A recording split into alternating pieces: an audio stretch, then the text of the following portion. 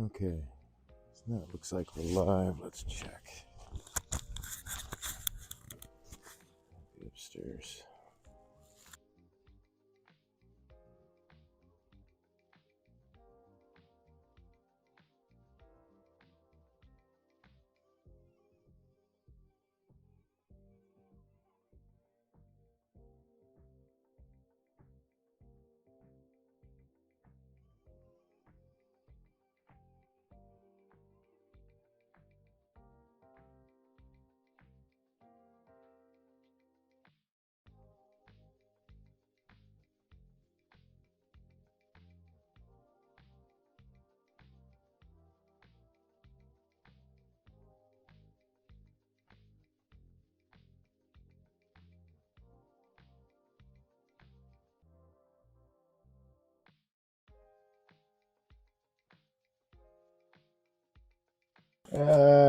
That's funny, man.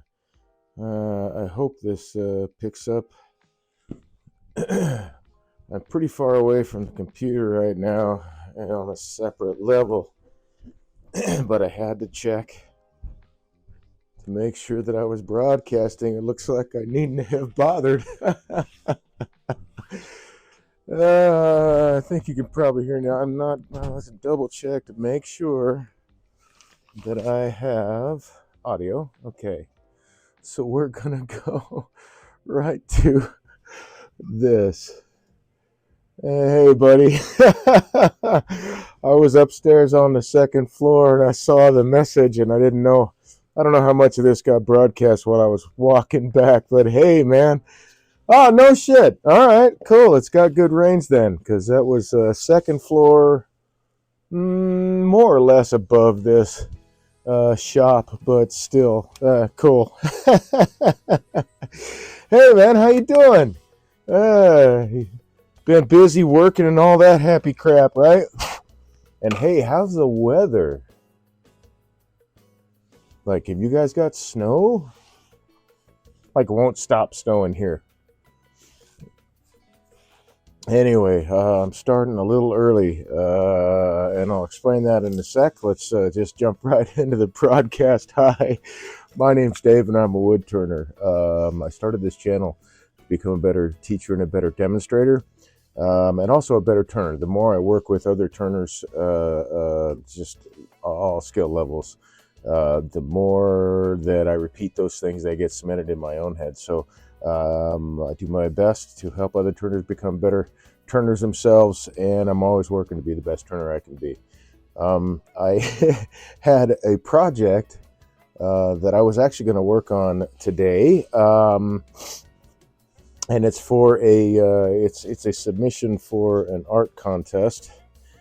However, I should get that closer.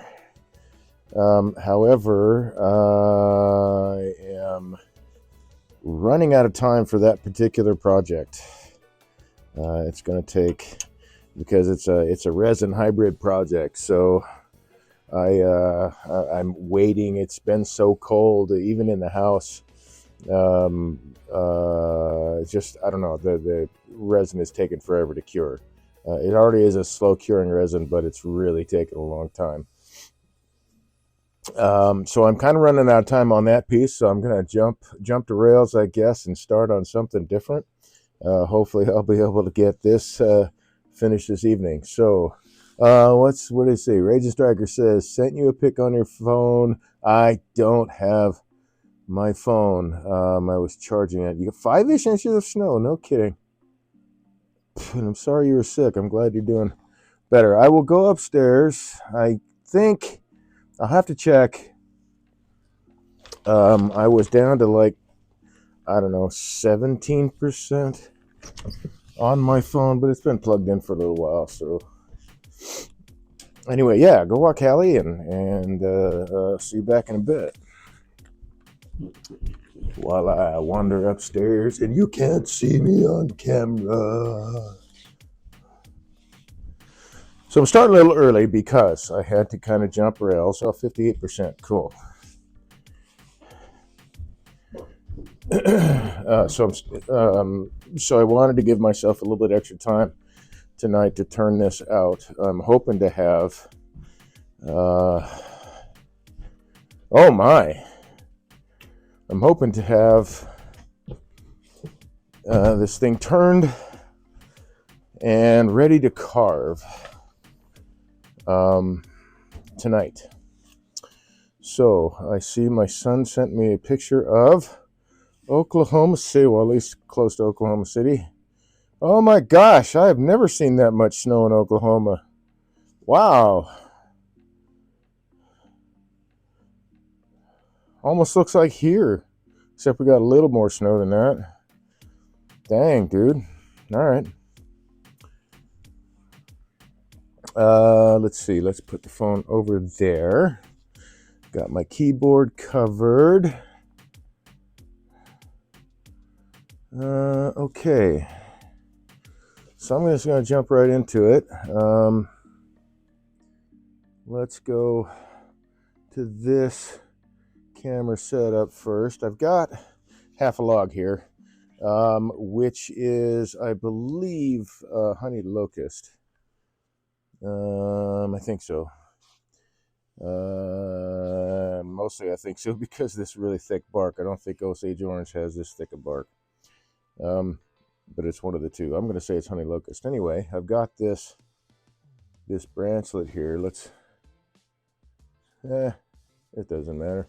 I've got this branchlet here that I got to worry about as it comes around on the tool rest here. So I've got it, but my tool rest a little bit ways away, but this is coming close and that's kind of coming close.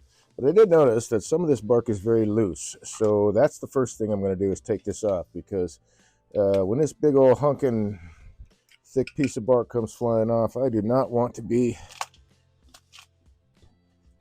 catching it with any part of my body. That's a really thick piece right there. Let's see, let's set that there for now.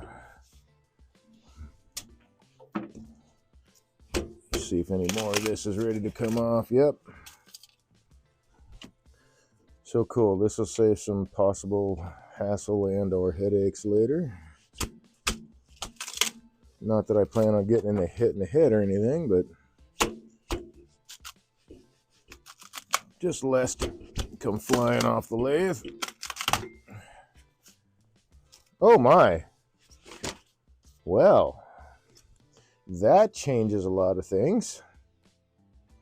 I'm going to have to recenter now, because what I thought was, oh my goodness, I got to look at that. Oh wow, yeah, that's really thick right there. I thought that the wood level would be the same all the way across, which is why I made the centers that I made. So I'm going to have to make an adjustment there. Get rid of this cambium stuff. And I'm going to make the same statement that I've made in the past, although it's a little bit different, I suppose, because I learned something a little bit different. I misread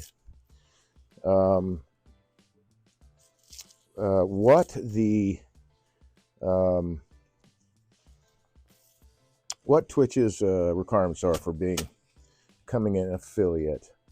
And what I was reading was I need to have 5 people chatting during the broadcast, which several people jumped in and helped out. And I actually got that last time. My last broadcast, I got 5 people chatting, which is really flipping awesome.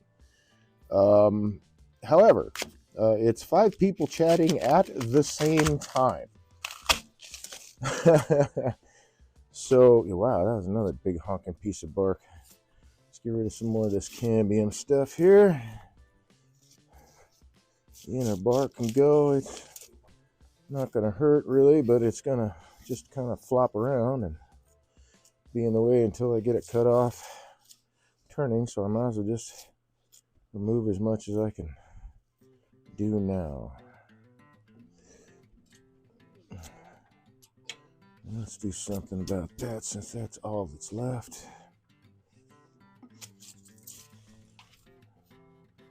All right, so I got to change my center now to take into account this much thinner piece of wood that I was not expecting. I was expecting about another 3/4 inch up there. Even seeing the bark, I didn't think right here it was that thick, but right all the way through this little valley it was really thick, so that's kind of a bummer.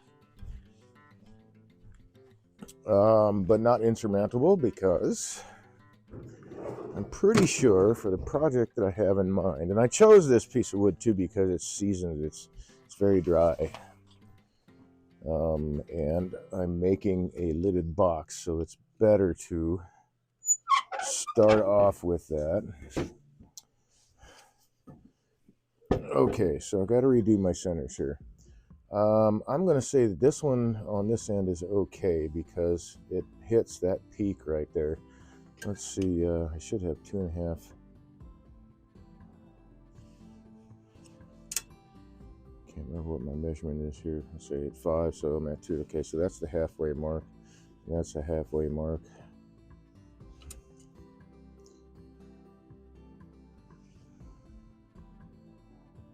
Well, almost. So I'll move this. So this center will be okay. I need to move the other one, and that's a bummer because, and I'll see if I can get this to show up on camera. I wanted straight grain throughout the whole piece, so what I did was, let's turn this camera down, I'll get a better image this way. I set my center, and then I found the ring that it was closest to, and then traced that. I don't know if you can see this or not. There's a pencil line that goes that way, and then it goes all the way down the piece. I followed it all the way to the other side, and then traced that one out, and that's how I got this center right here. But I moved it, so I may still be able to use that center, actually. I think I can. I moved it because I was expecting much more woody material up here than what I got, so that I could hopefully get a slightly larger piece. But we'll use that as the center, and it'll still be on the same tree ring, but over. So I'm going to have a little bit of a slant to the grain of the wood, which is not what I was going for, but that's okay. I got to work with the material I got, which means that's really going to throw things off balance. I was going to be a little bit off balance anyway. I can't start on the balance point for this, simply because it's an oddly shaped piece of wood, and I want to get as much material out of it as I can. I'm going to turn a cylinder here, and I've got to cut all this stuff away. So this is going to be a little bumpy and jumpy. The lathe is, I mean. Not the cutting action, I hope, but looks like I'm going to start with cutting that dude away. I'm not going to be able to touch anything else, but you can see it's kind of, I'm still more or less parallel with the ways on the outside of the tree and the inside of the tree. It's the rest that's kind of tilted, so just work with it. So let's make sure I got my tool rest. It's just a tad high. There we go. And that clears, so glasses down, and here we go. Let's see how much this is going to rock around.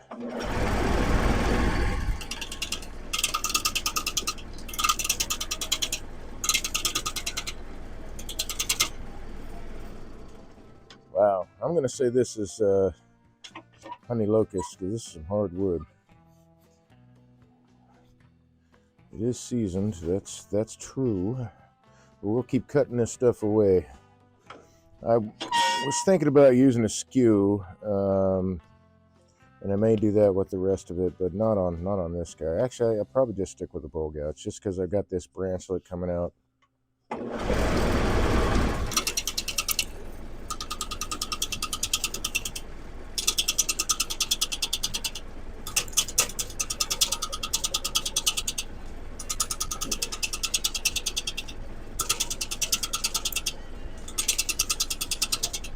But it is mighty cold here today, and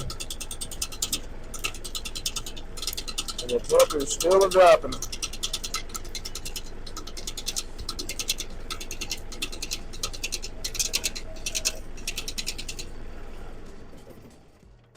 goodness, that's rocking this thing around. So I'm just about even here, so I think I can move in a little bit more, and I should clear everywhere. Yeah. Now I should start getting straighter sides, and eventually that'll go away.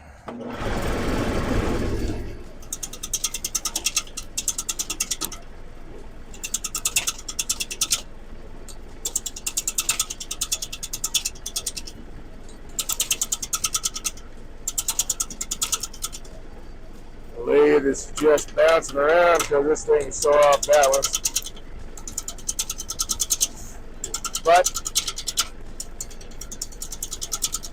slow and controlled cuts will eventually get it into where it's running through and not bouncing around.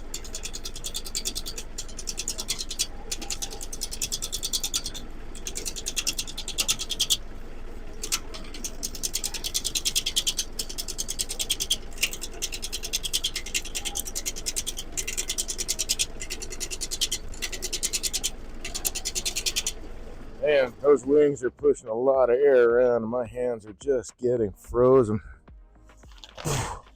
Whee! I don't really, let's see. Yeah, I don't have anything that'll cover that. Maybe these will help. I've got some fingerless gloves, so I'll try these guys out. But oh my goodness. That is some cold air. Let's move this guy down. Make sure all this is going to clear. Yep.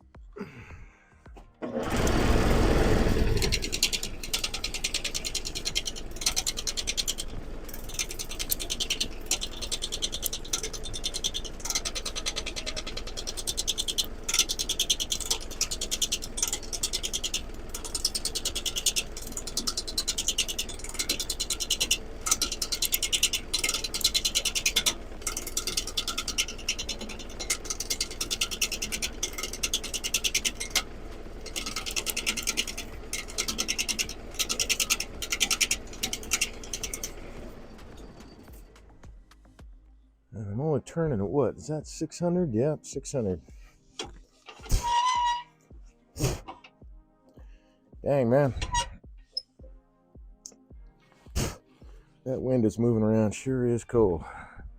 Pardon me while I warm up my hand here. Whoo-wee! Okay. I'll keep on going.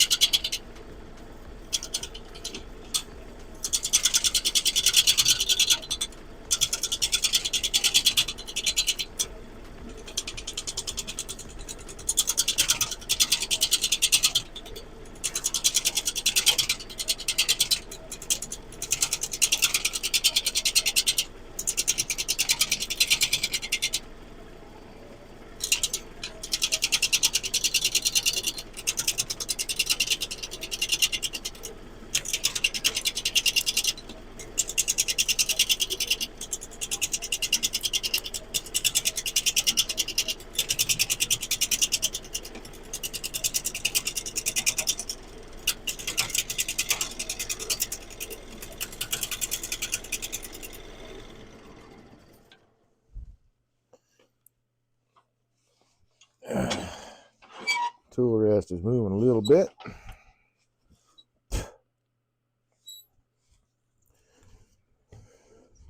Hoo hoo hoo.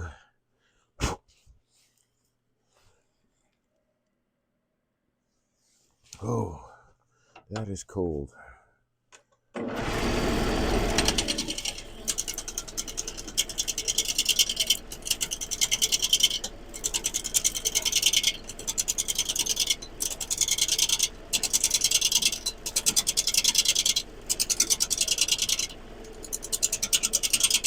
So I'm just trying to get all these corners knocked off as quickly as possible.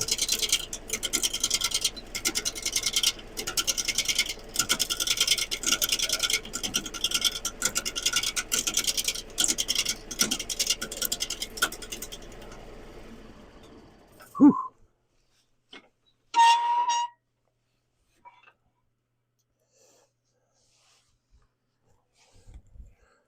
Sorry, folks, not trying to complain, but I got to be able to feel. I got to be able to feel what I'm holding, right? Whoo-wee. Okay. How are we doing though? Not bad. All right, cool.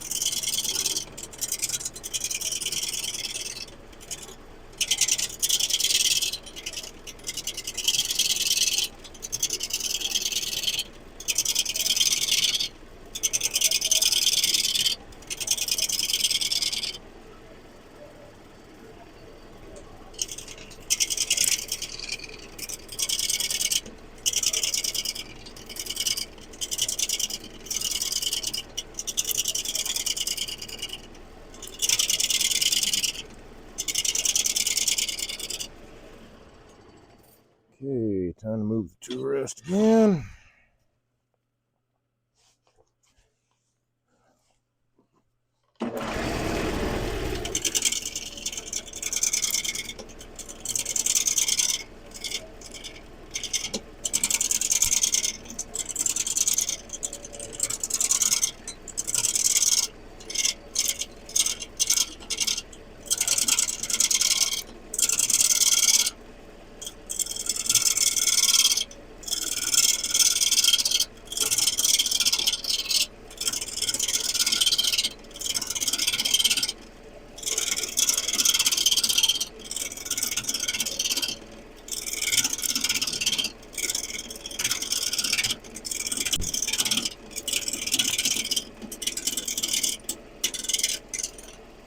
I can definitely say it's a good thing I've got several sharpened bull gouges, because this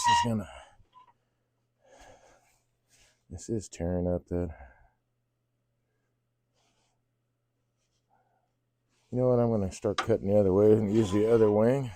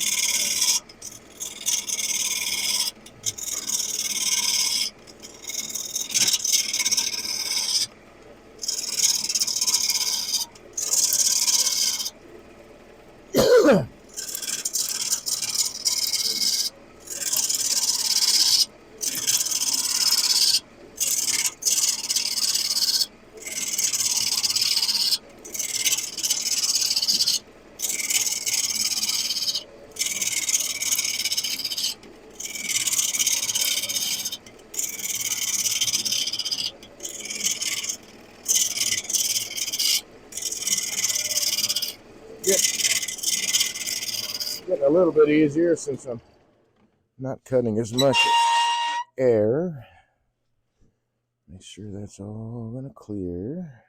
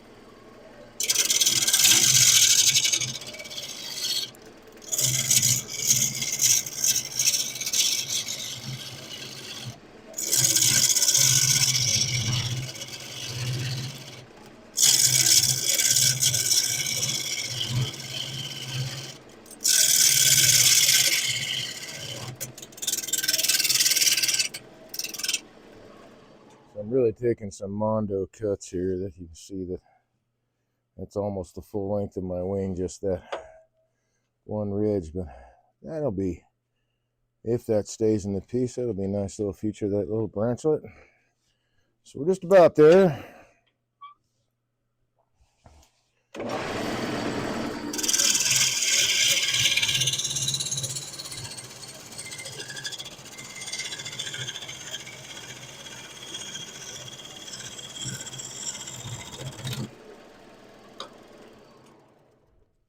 Doggone tool rest moved again.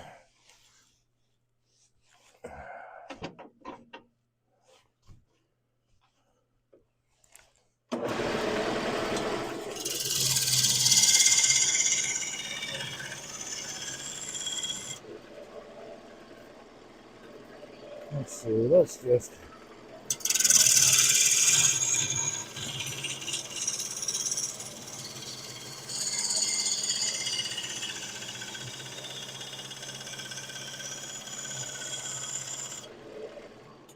get this half round and we'll move on to the other half.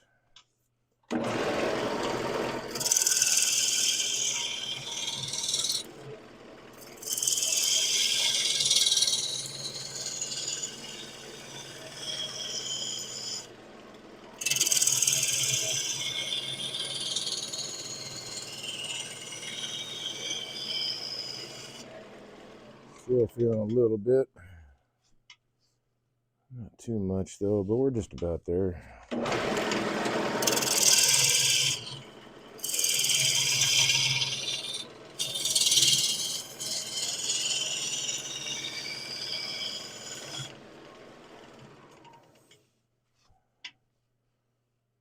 think that will probably do, since the main body of the box is going to be down here.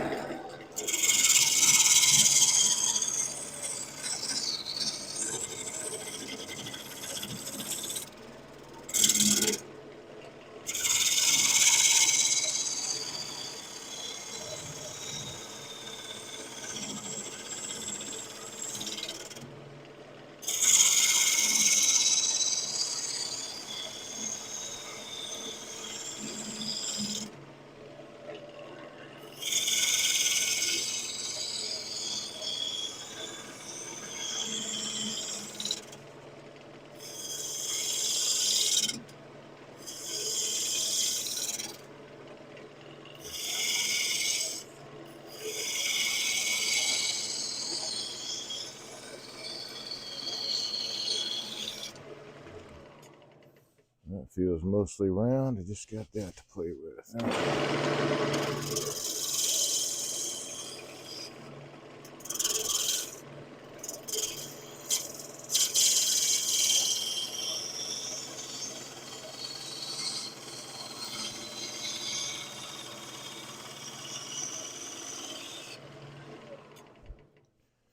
See what we got here. I'm going to take it down some more.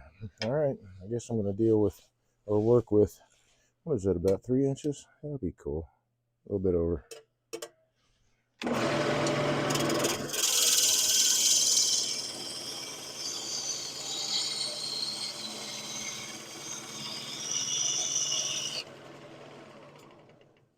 How close are we? Well, I guess I'm going all the way.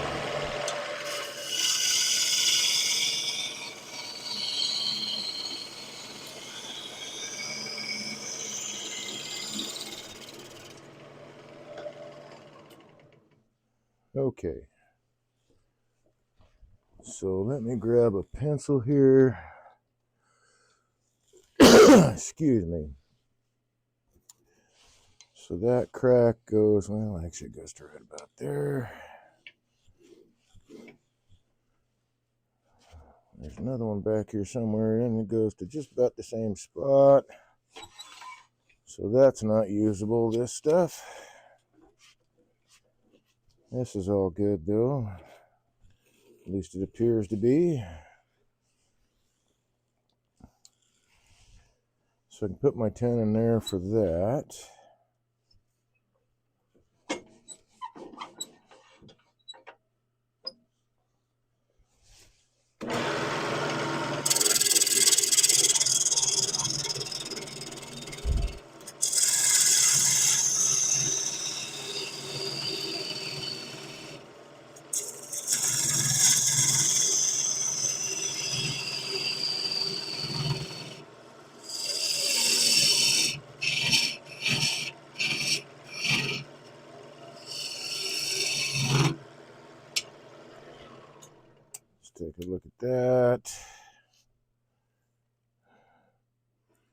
Got a crack there, so that goes out to here. Let's grab this pencil.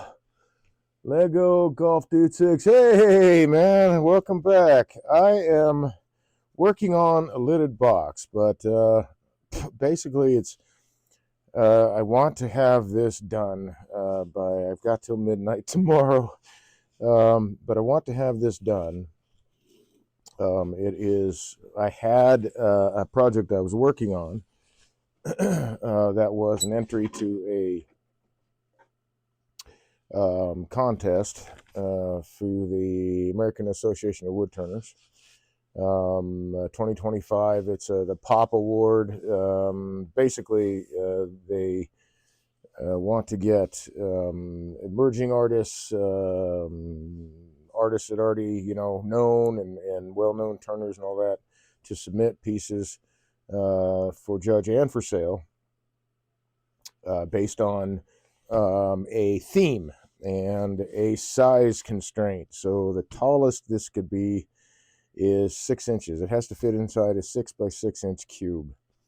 This could be much smaller than that, but anyway, I'm making a lidded box, and hopefully, actually I should be able to, without a problem, make some inset drawers for it. Then I want to carve the whole thing so that it's pierced all the way through on everything except for no, everything, the lid, everything. I want to have it all pierced, and that's what I would like to submit for this contest.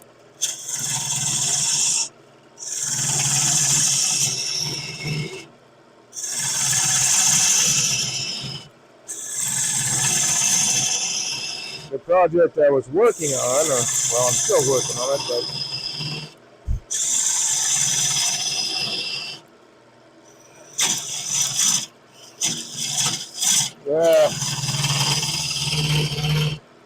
but not for the contest any longer. It has,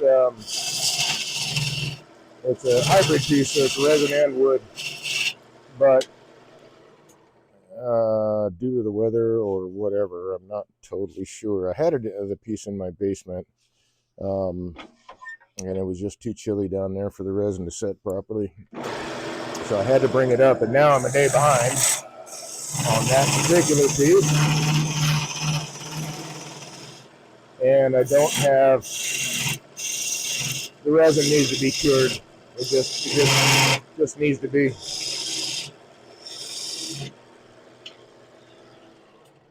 And it won't be cured till maybe tomorrow or the next day, so that's not enough time. I can still see there's a bit of a split right there. I want to get rid of that.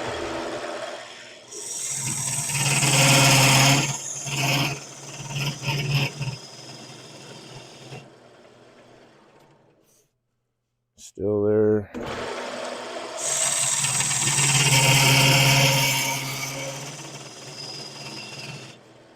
And what I find in this piece may limit it even more. Ooh, did I get it? Just really looking closely because I want that that split to be gone. No, that's a little bit right there.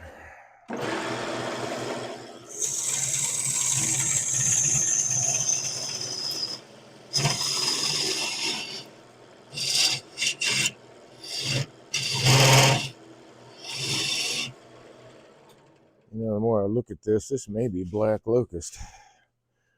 I should go grab my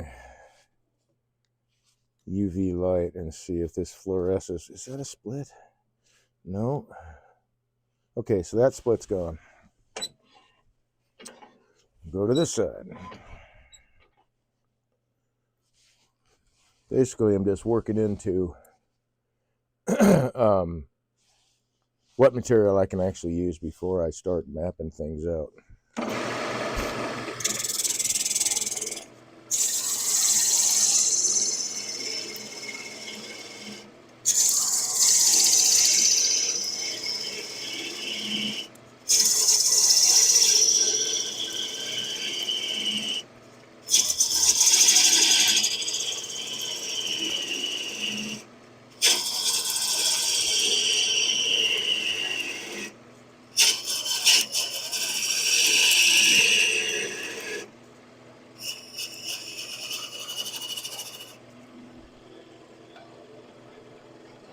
at this point, I can actually grab my skew.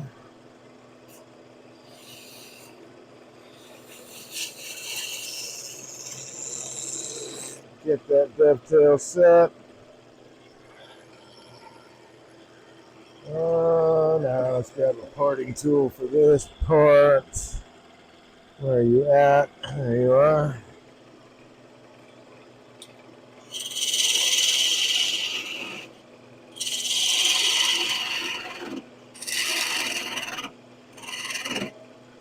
Just want to cut a tenon short enough that it won't take long to saw through. I've got into the habit of not parting all the way through when I'm between centers. For one, not to have torn out grain, or especially if I'm like right at the bottom of a box, I don't want to just part that off and have that break the fibers like right in the center of the piece and there's no fixing it. Short of putting a new bottom on it, which I really don't want to do with this. So I need to cut these tenons off. Where's my saw? There it is.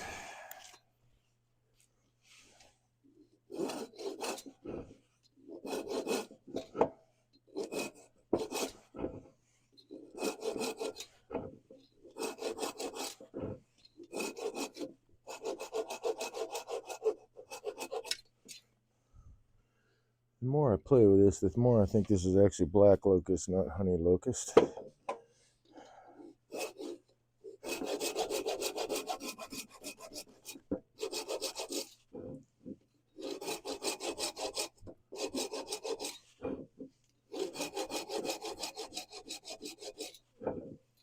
And both, when seasoned, are very, very hard woods.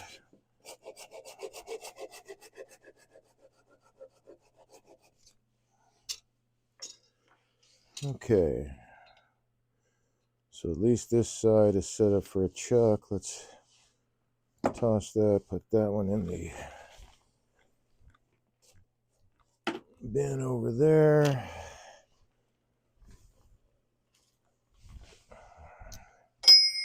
Let's get rid of this dude.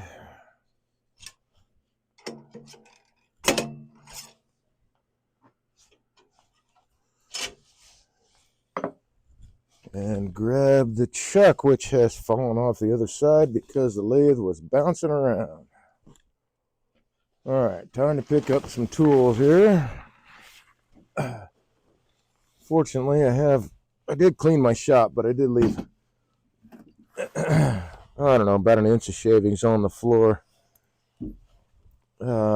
Shavings can be kind of a pain in the ass, especially when they're building up, but I do got to tell you that if you drop something,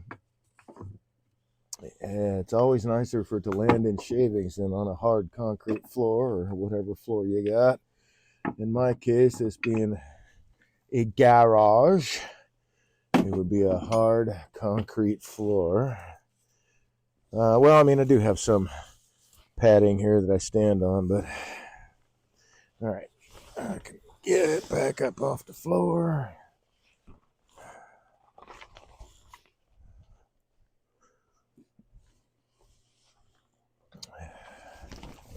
In the colder months, I do try to keep some shavings on the floor on top of all the padding and everything, just for extra insulation from the cold floor, because, well, if you've worked for any time on a cold concrete floor, you know what I'm talking about. It really starts to ache.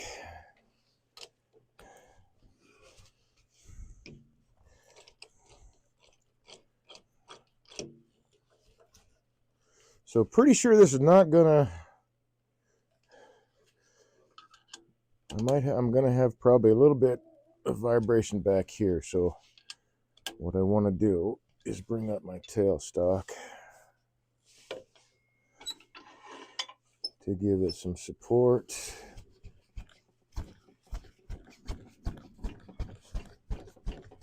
I really did tighten that down. There we go.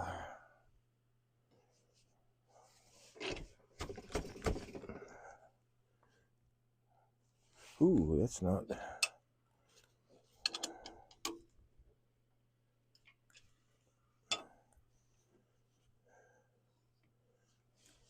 So I'll need to true this up again, but I'm going to work on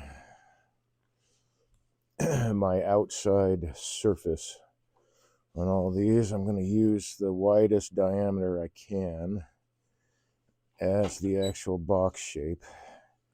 The drawers that I'm going to make for it that fit inside will have to be a smaller diameter, so I want to go with the larger diameter first, and I can move the bowl gouge.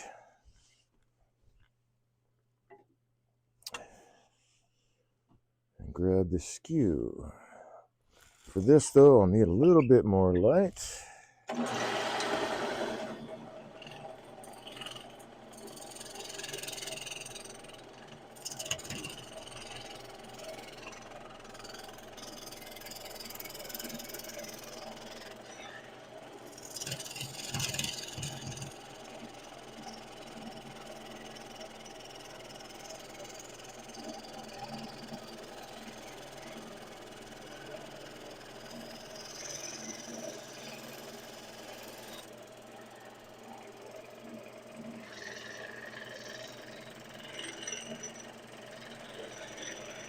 I can tell that the surface is not perfectly round.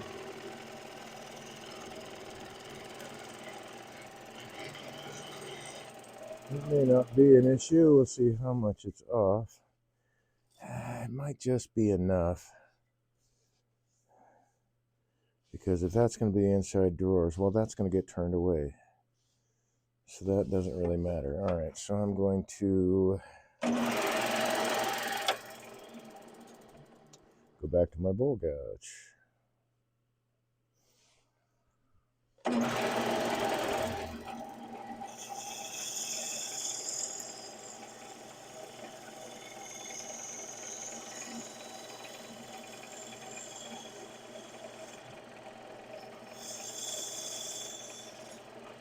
So now's a good time to mention this again. Lego Lego Golf Dude helped me out last broadcast last week. One of the 5 that actually talked in chat. I misread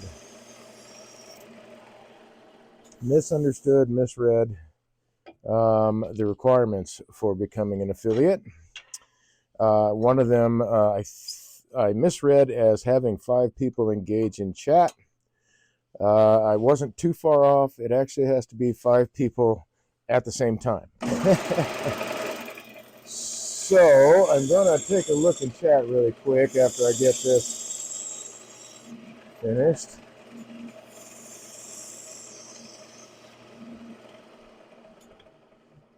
Because I don't know.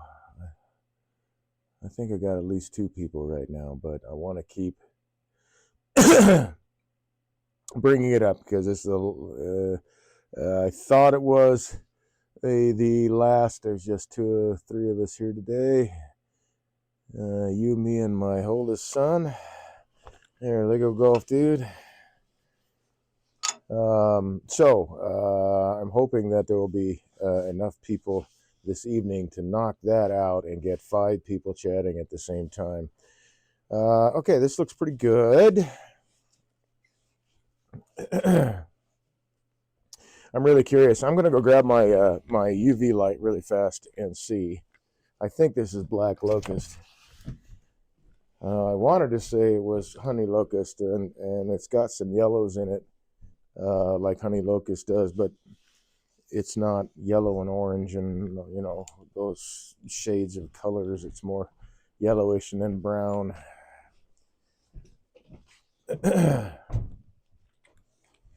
So that leads me to believe, and if this fluoresces, we will know. Let's turn off that light, that light. Yep, okay, so it fluoresces. Let's turn off that light. See how well this shows up. Yeah, that shows up pretty good. So black locust fluoresces. It's really nice. It's a really interesting wood. There are several species of tree that fluoresce, but this is one way to know for sure if you've got black locust. Honey locust doesn't fluoresce as much as this does. You can see that green light. The UV light's actually blue, but it does glow a nice green. So we're done there. Now I'm fairly reasonably sure that this is black locust. It's very definitely well seasoned. So that is a huge plus. All right, let's see. I'm going to grab my Grex sander and some 220 grit. Oh, there it is. Oh, and my mask. I'm sure I'll need that. Set these aside. I don't need to have air for this. Excuse me. But I do need this to go away for a little while.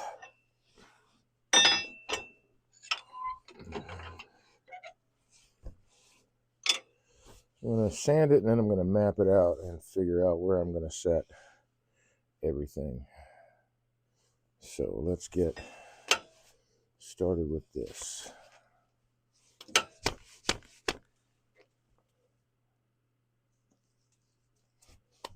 And a mask. And before I get a mask, I need to wipe my dripping nose because of the temperature fluctuations I'm getting moving in and out, and the fact that I just give off a lot of heat. Okay.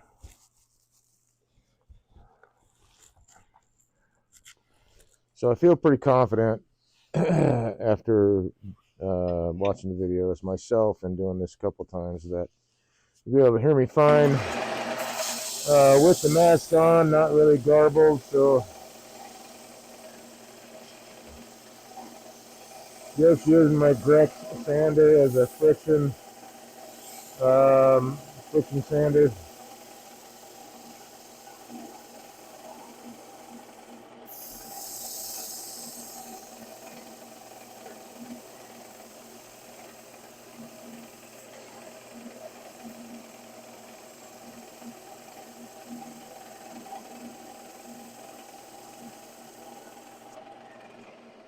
I had to try it out one time because, oh, that's a nice surface too.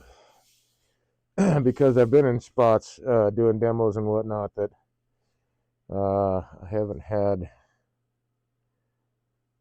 a grinder to work with. Let's see, let's grab a smaller, shorter, there we go, shorter tool rest. This isn't quite flat.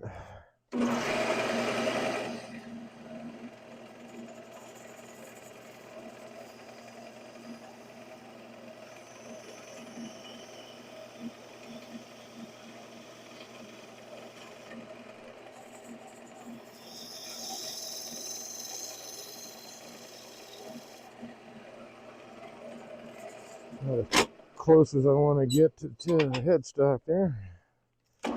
And the cup.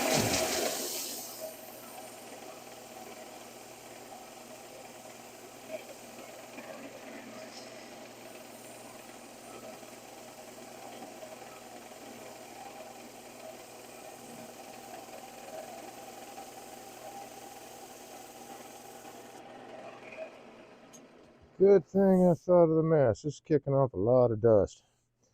All right, so that's still a little bit of the cambium layer right in there, but most of this is going to get, diameter is going to be smaller, so I'm not really worried about it.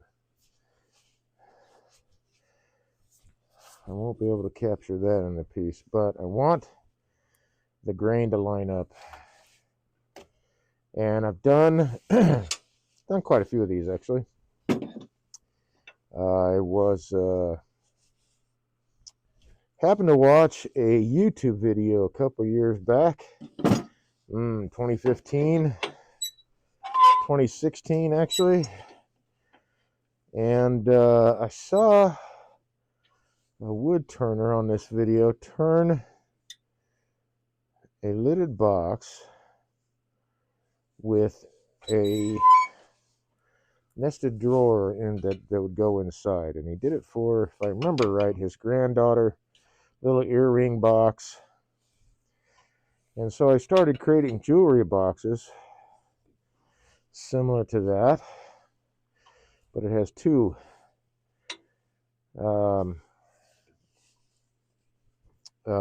nested drawers and a hollow in the bottom. Now I can't remember this fellow's name. It's been since 2016. Blow some of the dust off of my glasses here.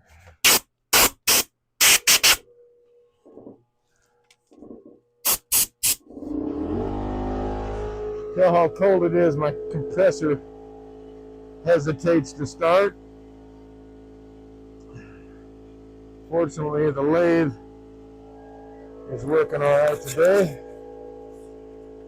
Let's see, I can get rid of the mask now for a little while. All right, so that's a pretty good surface. I think I'm going to hang with that. So now I got to start mapping things out.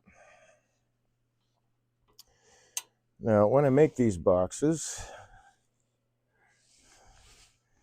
I like the lid, the grain of the lid to match. And I got that figured out. How I lay this out is I'll draw the box, the lid, and then the two drawers that will fit inside the piece.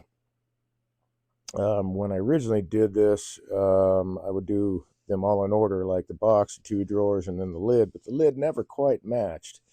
So I started cutting it a whole lot closer. The little drawers that I'm going to make will be close enough to match the grain, that they'll definitely look like they belong. But with the lid on, I want the grain to be continuous all the way through it. So the tallest this can be is 6 inches. That's with the lid and a handle. So I am going to, well, let's think about this. I could just do a single lid. If I do just a single drawer, I need to make this in thirds. So if I do this at, let's see, 4.5 inches, right? Then add 1.5, 3, and 4.5. And actually that's, I don't know, that might not be very doable because it's such a narrow, but hey, we're going to turn it anyway. You know what? I'm going to do it anyway because they're going to be carved. Okay, so this is basically the body of the box. Now the lid itself, I have 1.5 inches to play with, and it's going to be inset. Say 1/4 inch, so we'll go 1 3/4. Oh, but I also have to take into account my kerf for parting off.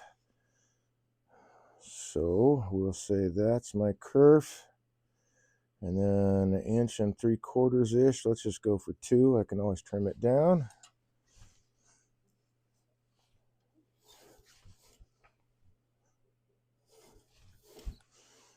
So this part will be the part of the lid that sits right on top. So the grain will be really, really close. If it doesn't match exactly, it'll be really, really close. And that'll be the next kerf. And now I need to measure for some drawers. So the tallest they can be is 1.5 inches.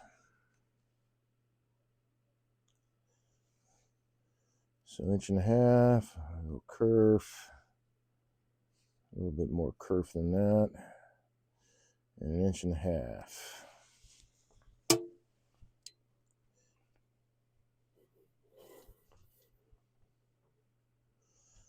Yeah, this will be interesting. I have not, I'll be doing a really, really thin-walled box so that I can pierce it and the drawers will fit inside. They'll be pierced. You can see all the way through the box. Yeah, that's my idea anyway, and I'm sticking to it. Okay, so I'm going to start off with, let's see if I do it that way. I'll have just enough to hold on to it on this end. All right, so skew now comes into play again.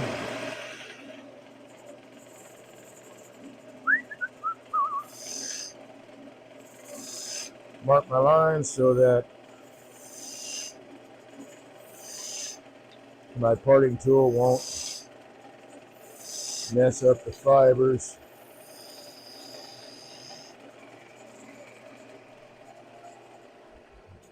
And I should still be able to get a good tenon on these guys to be able to hold in the chuck, so that'll work. Let's see how that goes.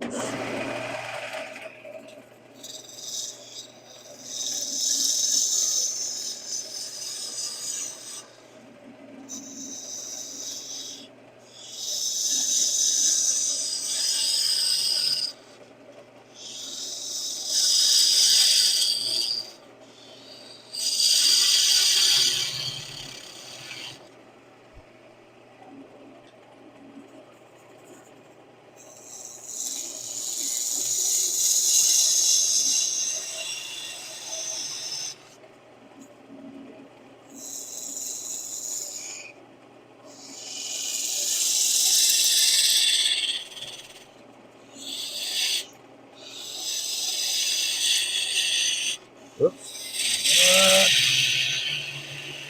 Too small there, Dave.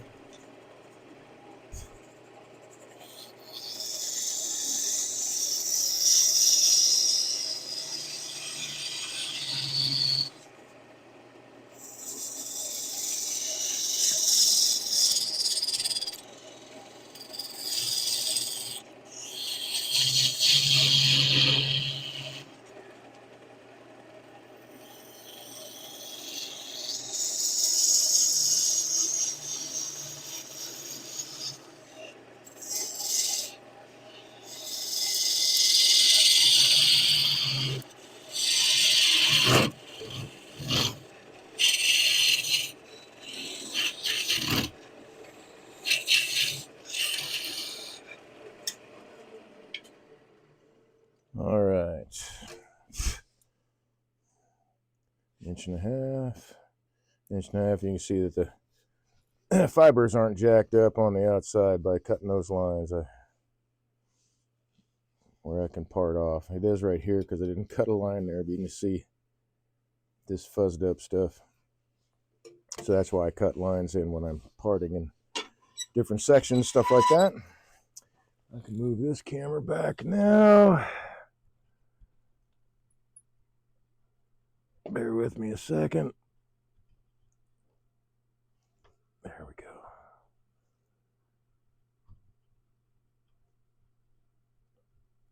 I know it's jigging a lot, but I'm working with the stand for it. It's overhead. There we go. And that'll be better. Okay. Time to get the old saw out.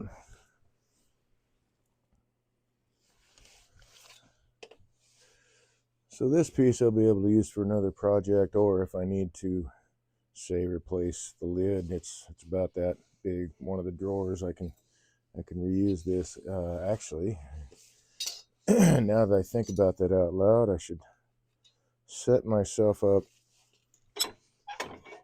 with a way to hold it.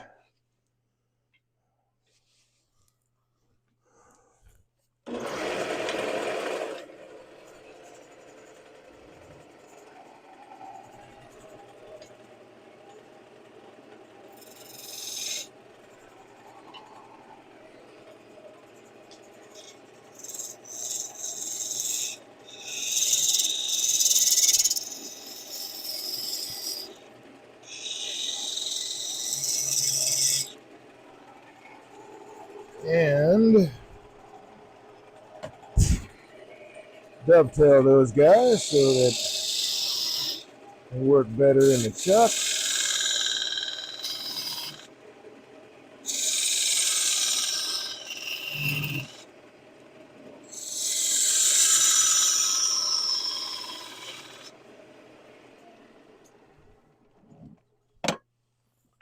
And I can put those guys away now.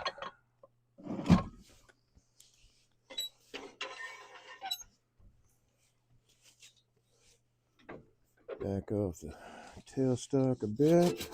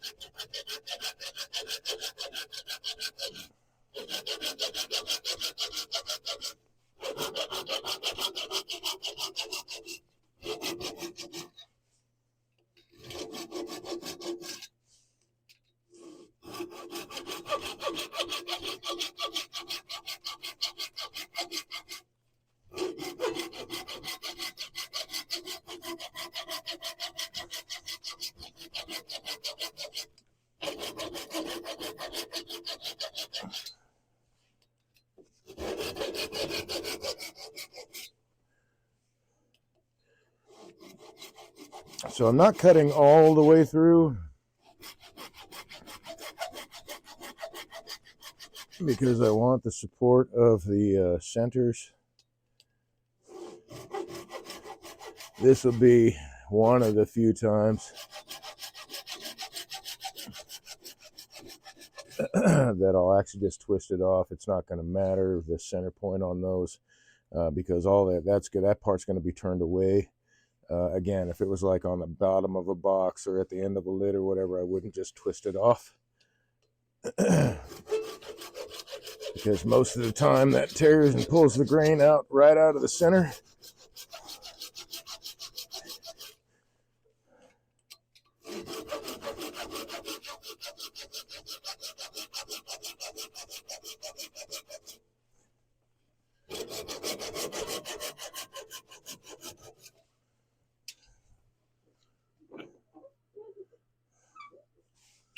In this case, I'll just break it off. You can see that part that pulled out of the bottom here, that is going to be what's being held in the chuck, and that's going to get turned away. So I'm not really concerned about it, but that's what happens. If I twist it like that, it'll twist out even more. It's just something I try to avoid, so you know, fewer headaches down the road. Trying to recover from, oh, I don't know, torn out grain, or I mean, you can't really replace it. I mean, there's lots of glues that will join pieces of wood together, but when you cut it away, it's a lot harder to put it back. All right, let's get rid of the tool rest now, or the tailstock, rather. This center out of here.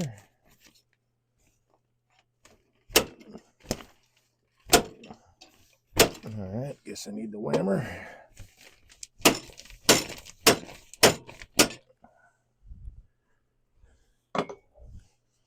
I'm gonna have to get my reamer out. I know I threatened that the other day, but I really need to get that out and clean these. So while I'm thinking about it, and while I've said it out loud, I might as well just take care of it, eh? Pardon me while I fix my shower curtain set up here. Trying to keep all the shavings into one general location as opposed to all over the garage.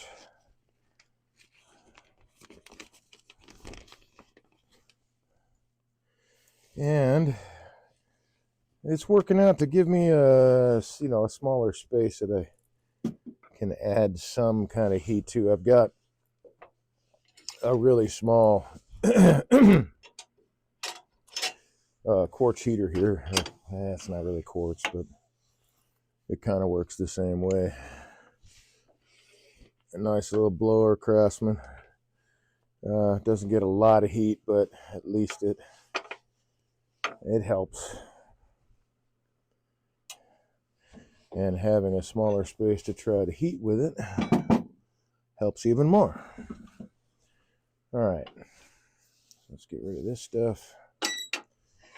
Actually, I think what I'm going to do is I'm going to start off with this by using a Forstner bit. I'm just going to drill right through it instead of hollowing it out. I'll do the last bit of hollowing with my hollowing tools, whatever I decide to use. But it will go faster if I use Forstner bits and clean it out that way. That's a good start. I need this one and this one. And then I won't have so much, excuse me, wall thickness to deal with.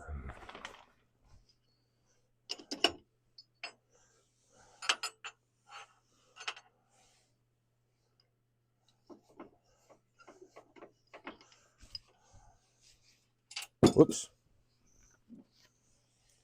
Didn't make it to the floor, doesn't count.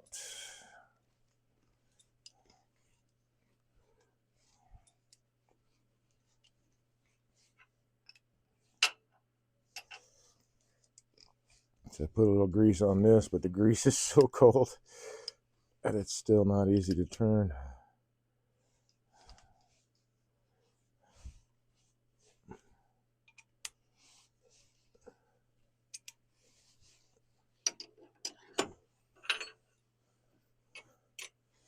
No magnet dude there. Oh, and I should start. I'll take these gloves off now. They are getting in the way.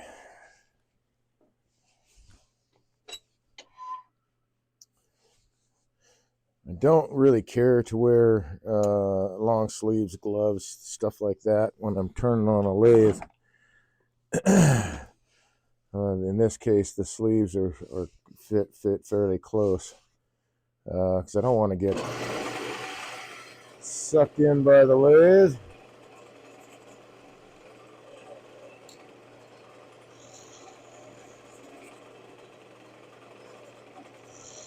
Give myself a center point to start the Forstner bit off of.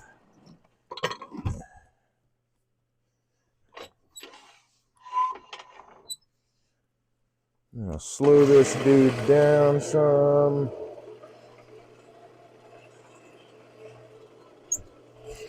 Or at least as far as I can anyway.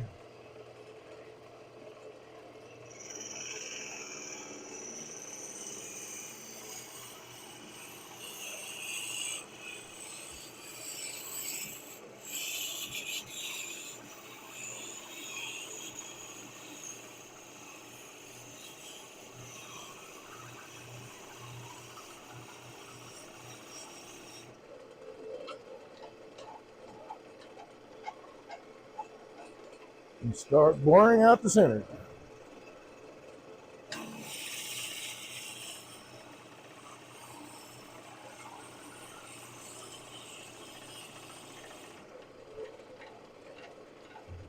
Well, I thought about it a little too late, but I probably should have started with the bigger Forstner bit to go in maybe 1/8 of an inch or so to give it a track to start on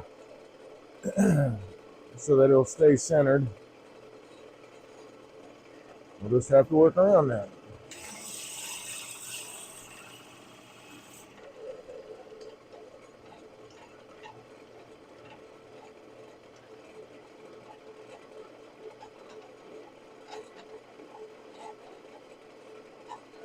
And this would be a neat little project, little challenge, I guess. I haven't done Have I? I'm trying to think if I've done anything. Oh yeah, I have done one box that is this diameter. Most of them are larger because it's just easier to do.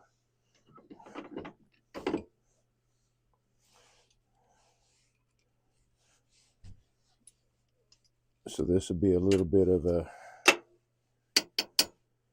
skill building challenge, right?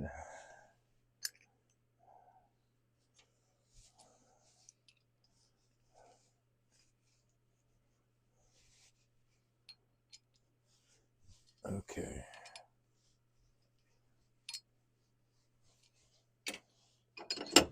I am here.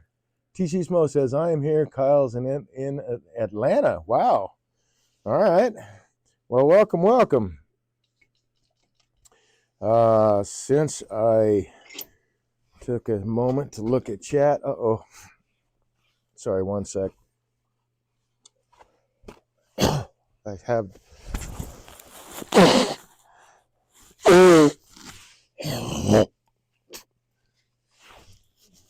wood shaving in my nasal passage. Okay, it's gone now. Yes. So, let me double check what we got going on in the chat room here. Hey, we've got enough. All right. So we've got Call Me Yaz. Howdy. Thanks for coming to the channel. Lego Golf Dude. Yeah, welcome back, man. That's very cool. TC Smo, welcome back. Raging Striker Gaming. Awesome. Welcome back. So we've got 4 people. I need one more. So let me just say this again. I misread the requirements for affiliate. Last week I got 5 people to chat, which is really awesome. Thank you, TC Schmo. Connor was there. Lego Golf Dude. Thank you very much. I think, oh yeah, Kyle was there. And when they had some random dude show up doing some kind of marketing thing, whatever, I don't know, but it's not the requirement, and it is the last one.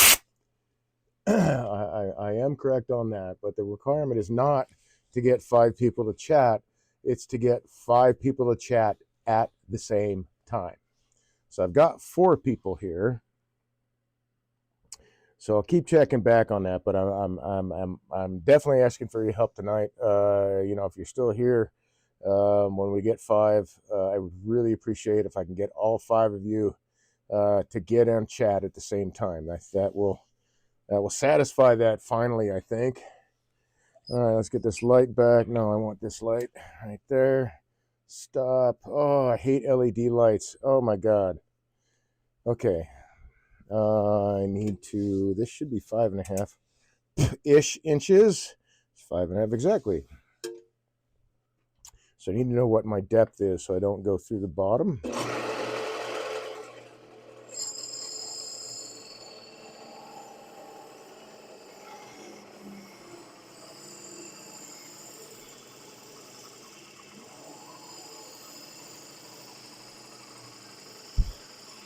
Well, clearly, this is a very dull first bit.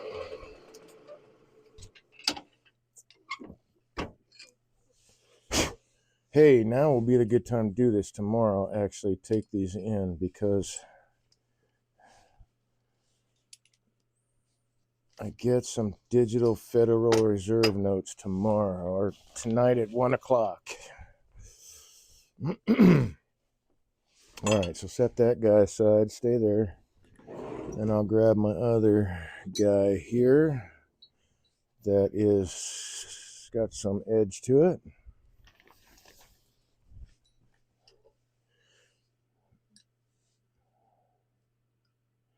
And I did put a flat spot on it so I can get one of the jaw teeth right on there.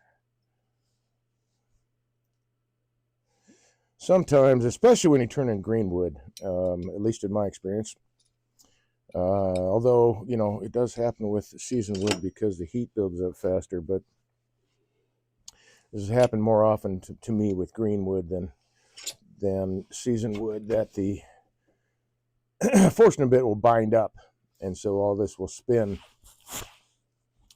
I'm okay with the Morse taper spinning and all that, but I don't want the shaft of the Forstner bit to spin and just get chewed up. So I put a flat spot on it so that one of the, oh golly, sorry, I've got the wrong.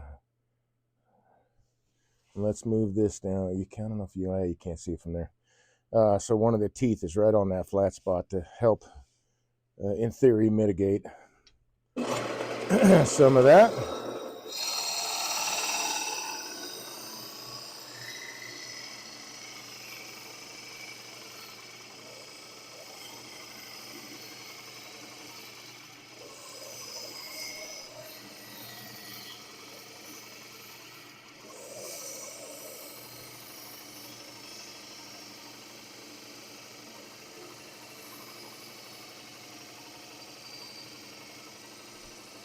Even though I'm having to move slow,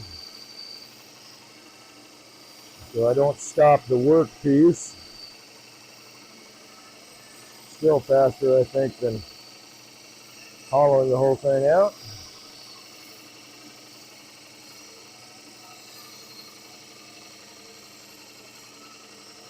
Now this is the wall thickness that I'll have to work with. What is that, 3/4 of an inch?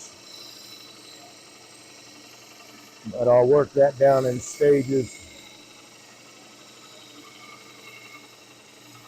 so that I'm not trying to split the outside surface by going too far with a cut. I'll just work it down in stages, just like I would a bowl or essentially anything else, really. A lot of times I find that I've got to remove material to be able to get my tool where I really want it, and that kind of just means I do things in stages.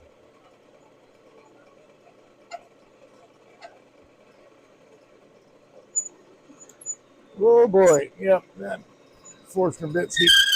Yep, there it is. It's heating up.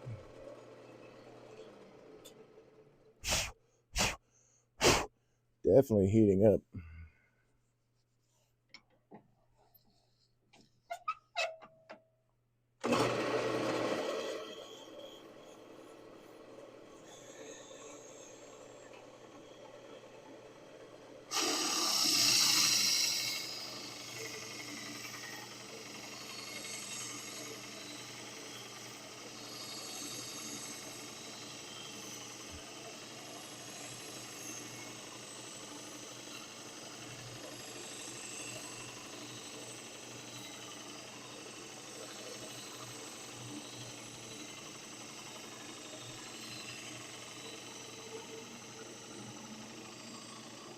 So you'll notice I haven't really checked my depth yet, but my quill only goes to 4 inches, so I won't be anywhere near the bottom once this is all said and done. Okay, so I'm down somewhere right around in here. I think I'll throw the other Forstner bit in and drill out the center. I've got, oh man, like maybe a 1/16, not even that, a 1/16 of an inch in there, where the 1.25 inch Forstner bit stopped. Or rather, where I couldn't reach with it, I had to stop there. Oh, well, no.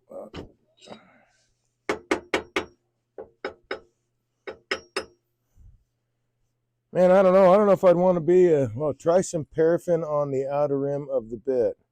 Oh, I do have some of that, actually. All right, thanks. Thank you very much. I was going to dunk it in some water, but, oh, boy, that's hot. Let's see, this doesn't have a flat spot, but that's okay. Most of the flat spots that I have on my Forstner bits are on the larger, like 1.5 inches, 1.75 inches, and on up. Yeah, I'm going to grab a bit of paraffin right now so that I will have it handy. There we go.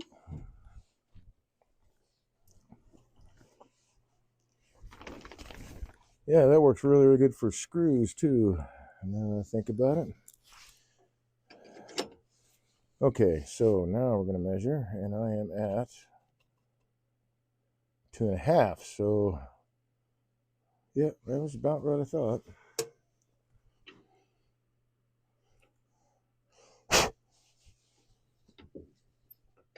So get my quill set at that. I have my quill set at the 1/2 inch mark because that's where everything sits properly in my quill. The Morse taper isn't forced out any. If I go a little bit less than that, it'll kind of force the the Morse 2 taper out. And I want it to sit properly. That's 1 inch. 2 inches.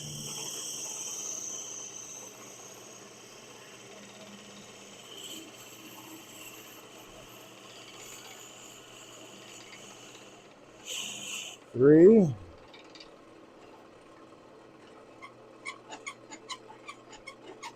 And you know what? I'm going to try the paraffin on this guy right now.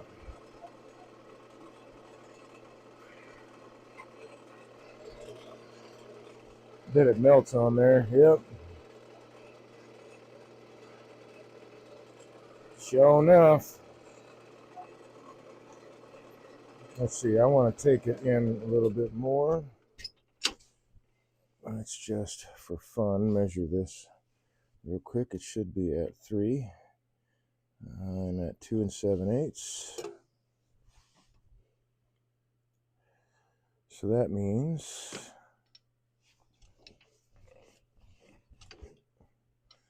that is my bottom.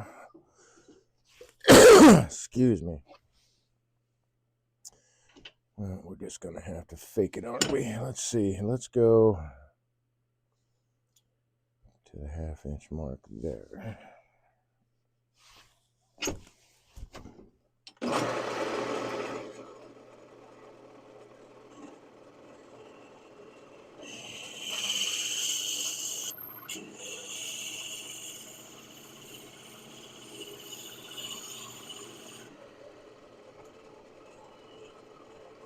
That should be in the neighborhood of 3 3/4.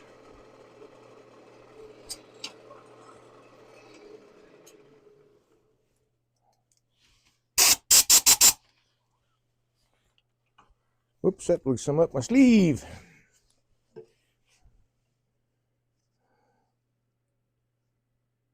One, two, 3. And almost a 1/2.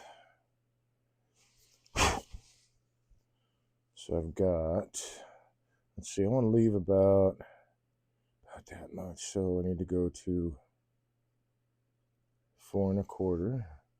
1, 2, 3.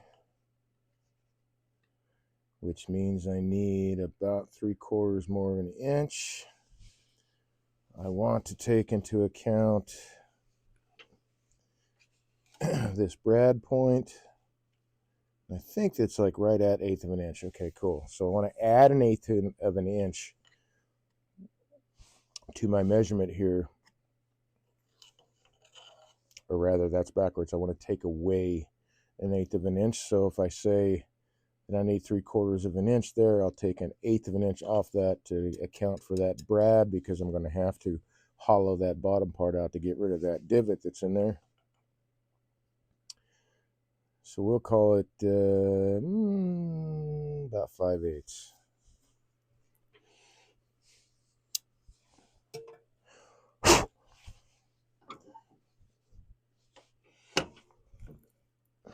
Now, fortunately,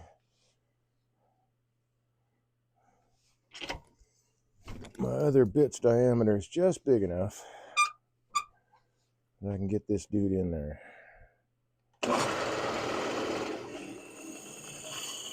So about 5/8 of an inch. 3/8, half an inch, 5/8. Which coincidentally or not coincidentally is the reason why I chose that bit. Plus anything bigger I got is a super slow speed bit, and this lathe does not go slow enough for them to not just chew things up and bounce around. So that's right at 4. Actually, I could go a little bit deeper. And wait, no, we need to add 1/8 of an inch. So 4 1/8. I'm going to go... No, I'm going to leave it because I do have to undercut the box too. So we'll leave it at that. I got a little bit of room here to play with, but we'll just leave it where it's at.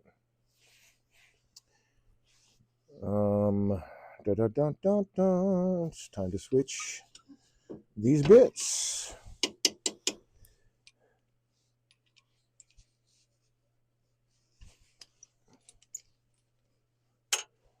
I don't really want to touch that guy because I'm sure it's mighty warm. Ooh, that one's still warm. Surprising.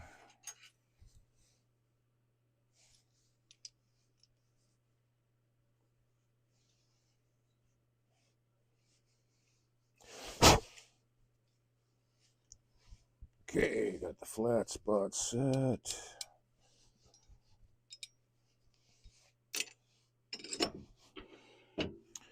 Man, that got a little warm there. Still warm enough to kind of melt the paraffin a little bit. Not that paraffin has a high melting point, but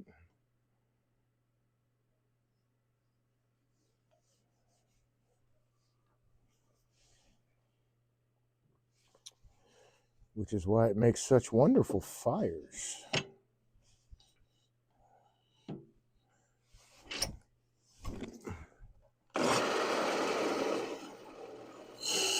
I mean, it is, after all, derived from petroleum, right? Oops.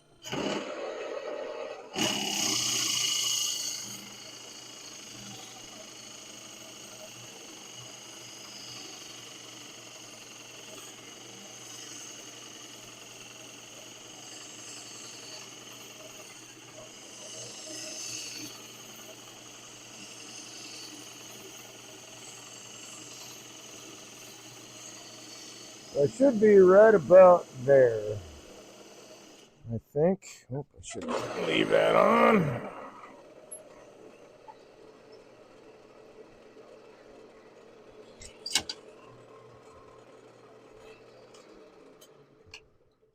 All these things hanging from above. Okay, come on.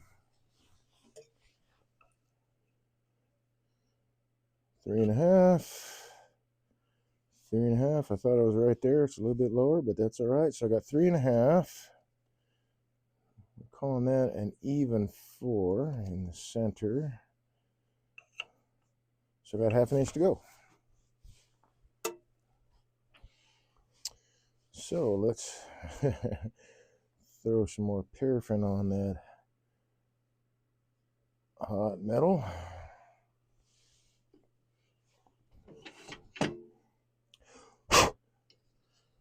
Find my half-inch mark.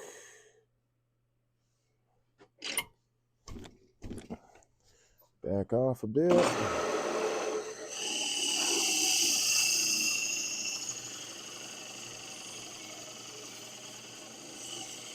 There's 1/4 of an inch. 3/8.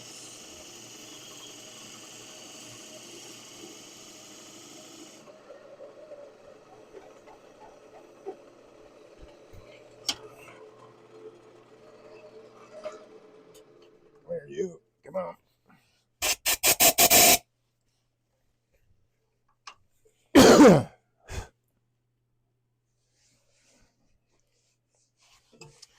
Didn't quite make it to the... That's right, there's not much of a lip there.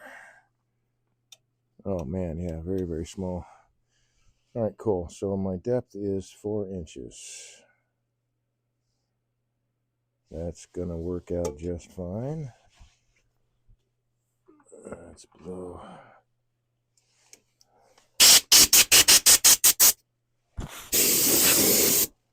all that stuff off. Try not to wrap myself up in these wires and hoses. Move this aside so it can cool off, since I don't need it anymore.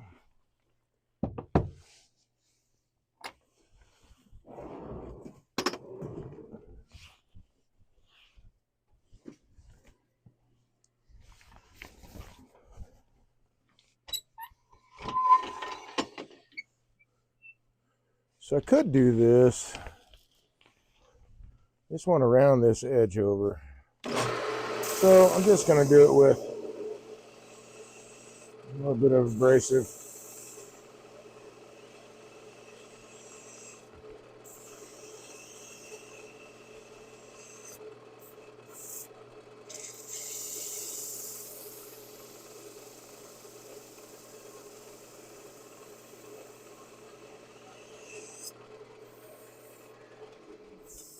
Very nice surface. All right. Groovy, man. Now I can work on the rest of this stuff. I guess I should probably blow the dust off my computer.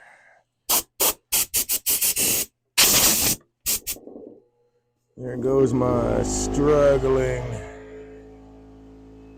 compressor.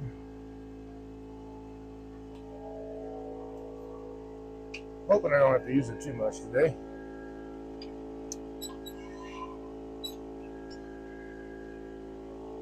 Alright, so I'm going to go for a negative rake scraper to finish hollowing this dude out. I do have to leave a little bit of a lip, about 1.5 inches down, so that the bottom, or whatever door goes on the bottom, sits on that lip and leaves that hollow space. Where are you at? There you are. And I did put a burr on you. Yes, I did. Am I too high? I'm a little too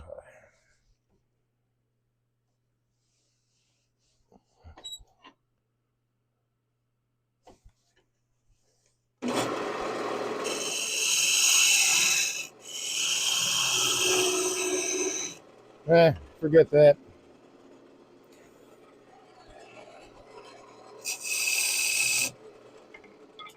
Drop my tool rest back down.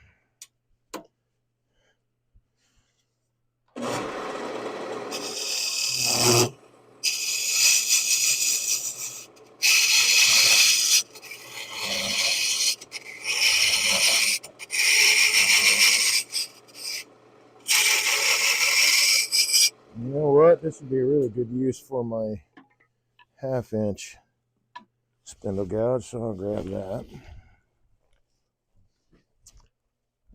Hopefully I don't need to put an edge on it. I don't.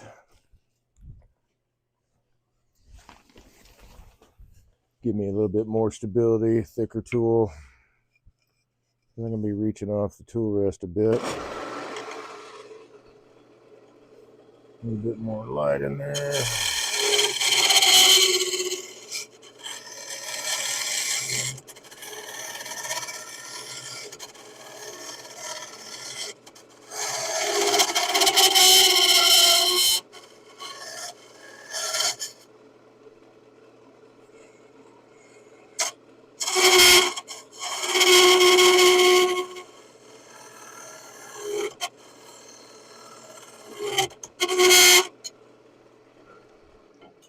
See about getting my tool wrist in there a little bit further.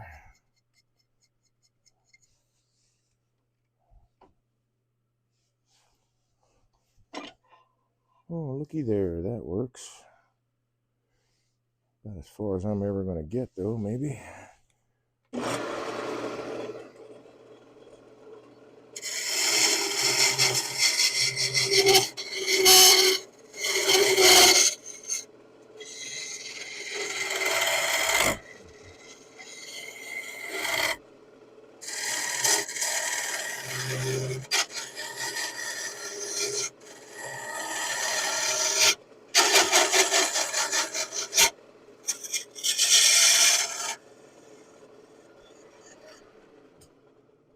Measure my depth. I don't think I'm quite close yet, but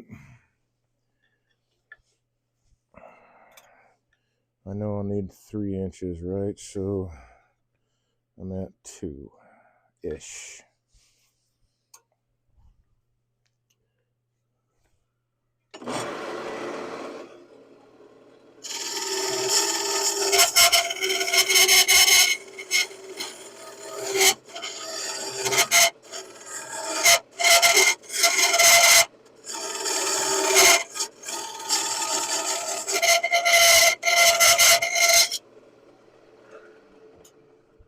All that chatter is me hanging off the tool rest.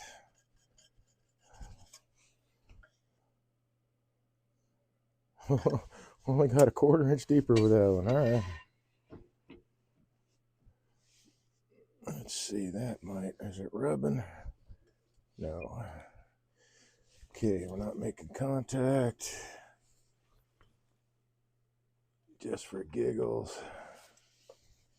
Let's blow that out.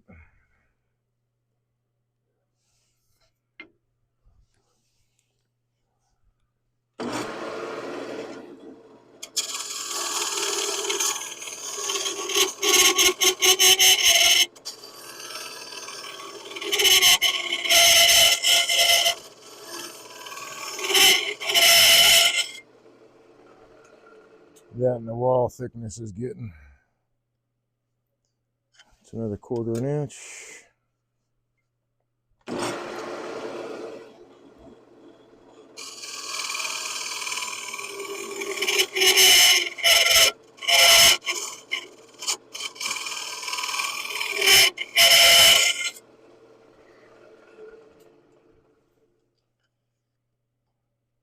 Not quite a 1/4 inch. Thought I cut off more than that.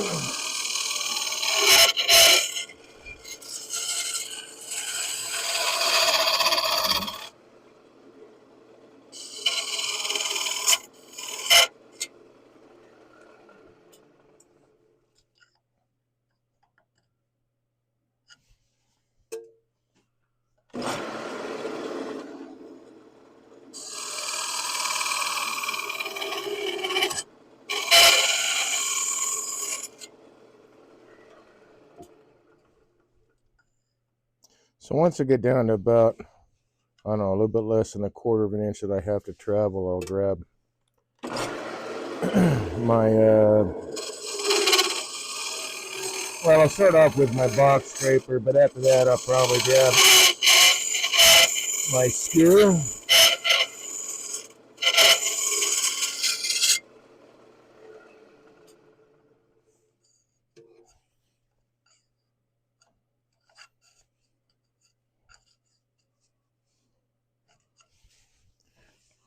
I'm measuring something not in the right spot.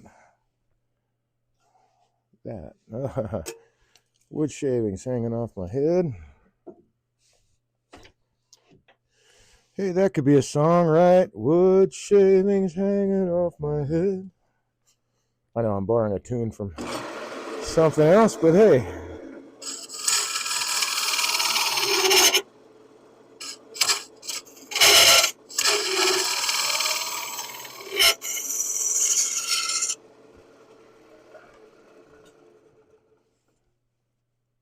Come on.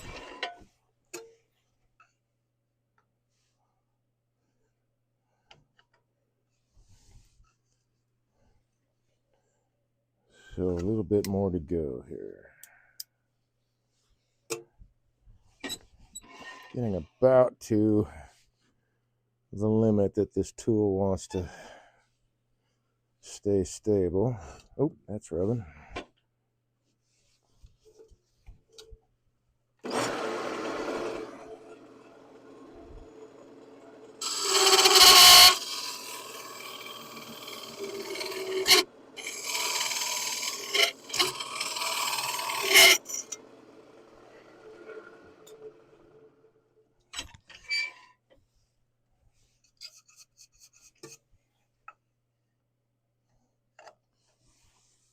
How does it look? I'm gonna, how does that look? You know what? I'm going to take a little bit more off, just to make it easier for working with the skew and other stuff down in there.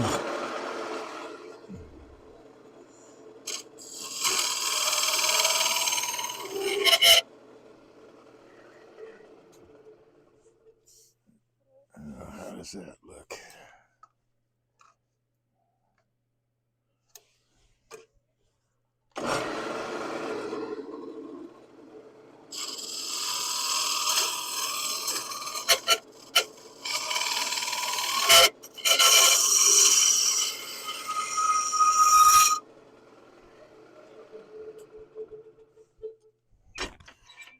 That should be good enough. Got a 1/4 of an inch left, so that'll work. So I'll put this guy away for now. You know, I think I'll keep hold of it. It will, in theory anyway.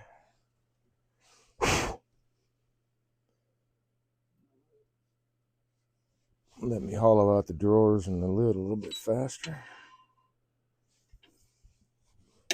That's not center point. So I just want to take that little bit there down.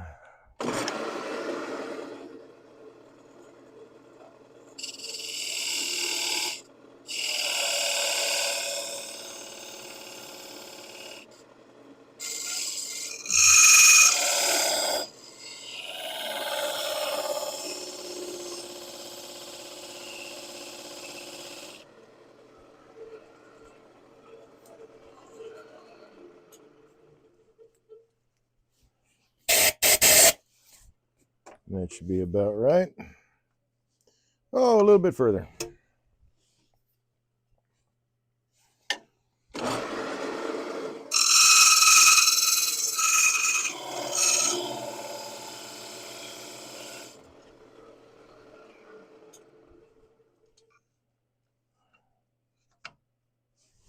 Where am I measuring at? Not that one, that one.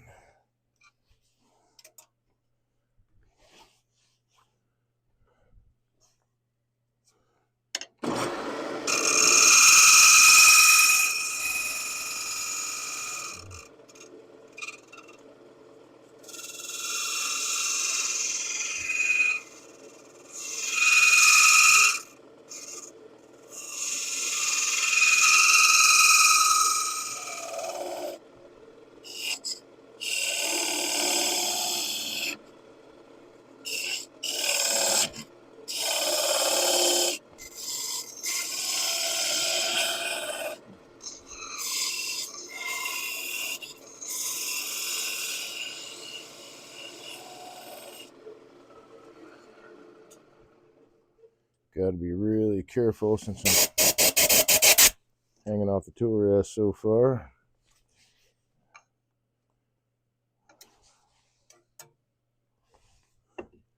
Okay, now I'll take my negative rake scraper, which is this guy, and we'll work on that final wall thickness. I need to leave, actually, let me grab my box scraper here. I need to leave a lip here. That's too tall.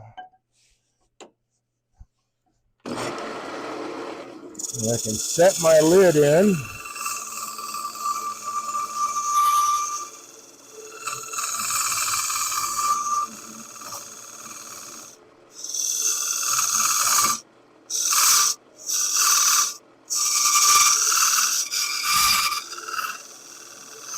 Oh, I forgot. I put a burr on that side. Is that too thin? No, well, we need a thin-walled object anyway. That should be okay. What is that, 3/16 of an inch?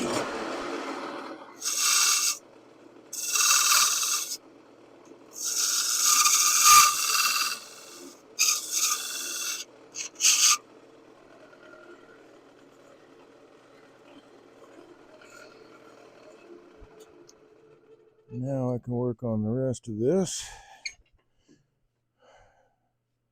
I'm kind of getting away with a little bit of working with a thinner wall, because this is black locust. It's a very, very hard wood. I'm not going to go too super thin, but I want to make it thin enough that it's easier to pierce through design.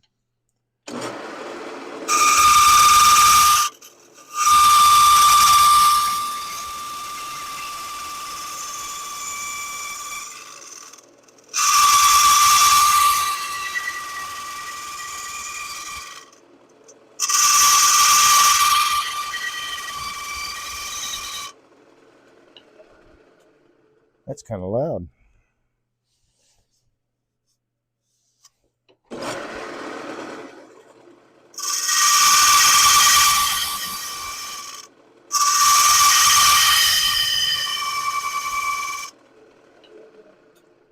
So I want to check my wall thickness on the way down. Where are my calipers? Where'd you go? There you are. Oh my, it's very thin there.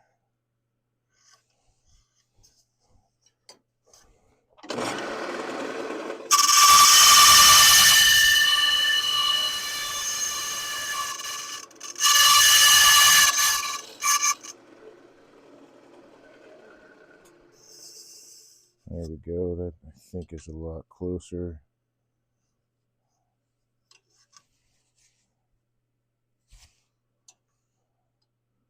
Like I said, I don't want it too terribly thin. Boy, that's thin. Where I'm at here, that's the same thickness. Well, we're right at the depth of the shelf, so I think that'll be okay. This will be really interesting too, because I'm going to temperature variations. It's mighty cold out here, and I'll need to take this inside. So let me take this guy inside further. Nothing's rubbing. Okay.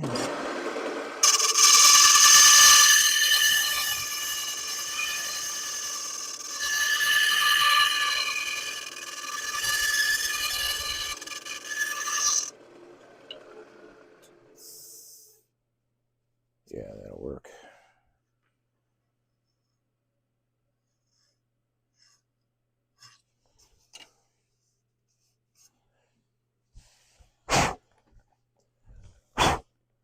And the wall is fairly smooth, so that works. And my depth is not quite 3, so we need to take it down just a little bit more. But while I'm at it,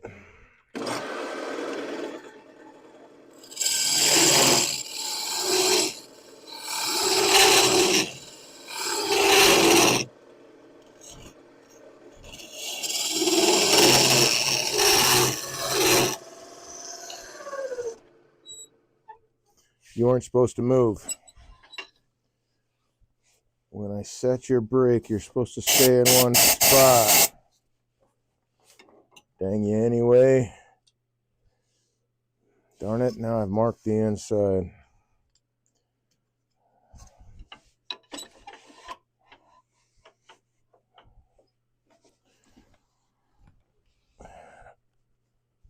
Hopefully that won't move again.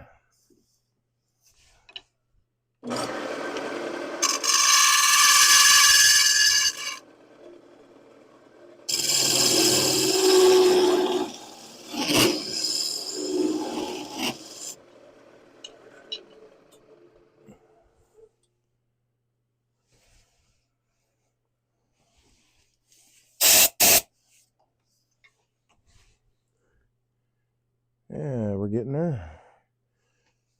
Now it's time to... Oh, actually, what I do need to do is make sure that my wall is parallel on the sides. And if I look down,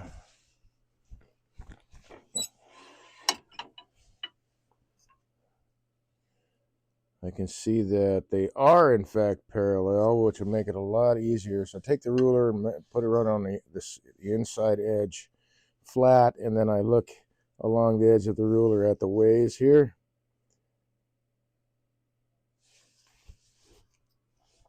So that is nice and parallel in there. So the drawers will come in and out nicely. So I'm going to take the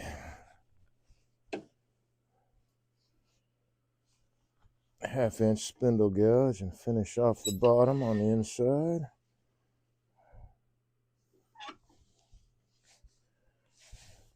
Nothing's rubbing. Move the tailstock back some more. Okay.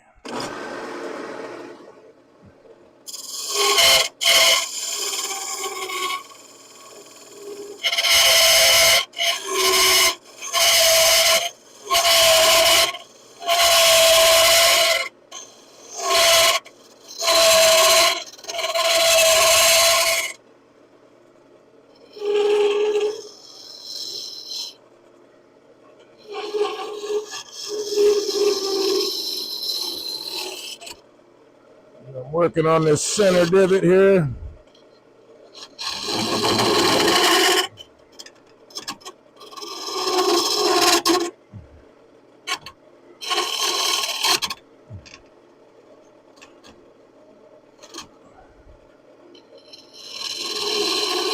Okay. So I need to bring this up a little bit.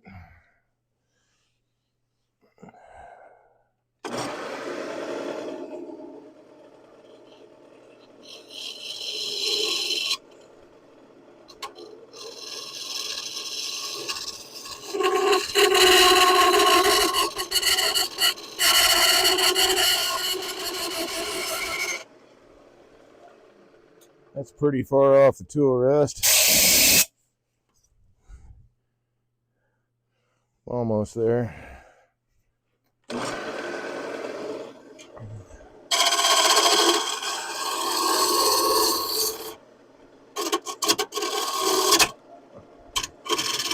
Why are you grabbing?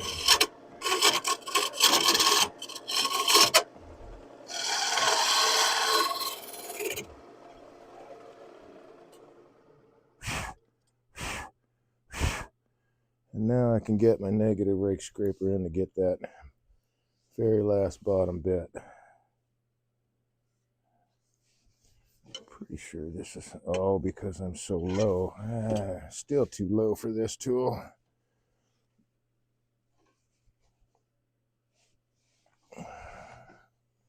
How about now?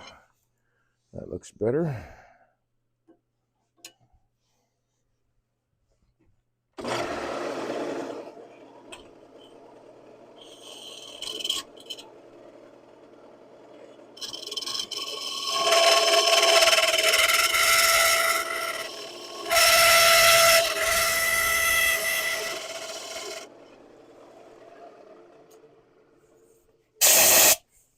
Ah, dang it.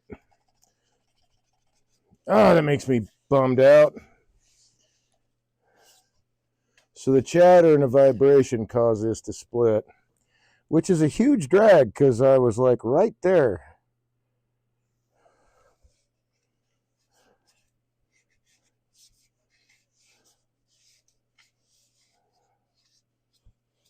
So I wonder,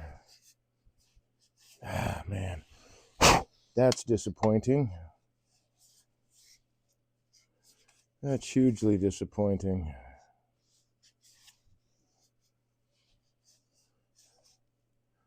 All right, if I use some CA glue, I think. Yeah, but all that's going to show up. I can't, dang it, I can't use this now. Where does that go? It's such a bummer.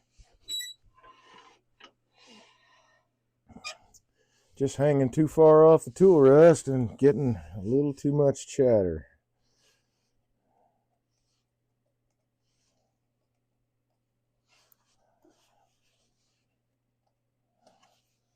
So, God dang it, I don't want to do that.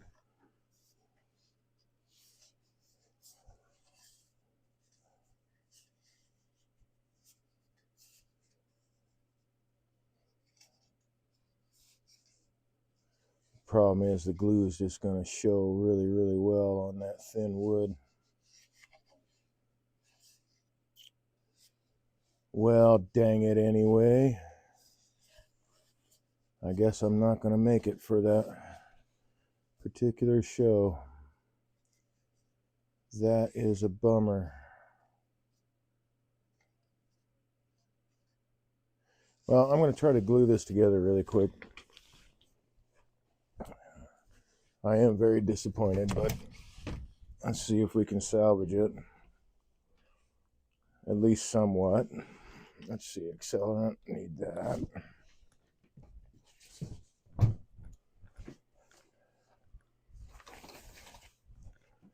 Because dang it anyway, I'm right there, man. Just right there.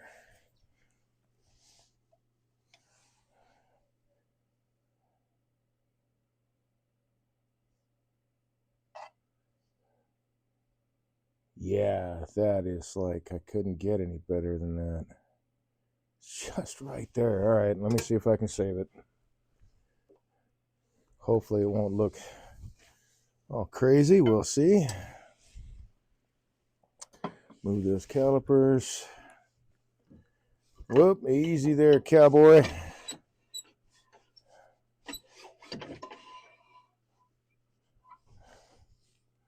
I think that's too tall for my negative rake scraper, but yep, a little bit.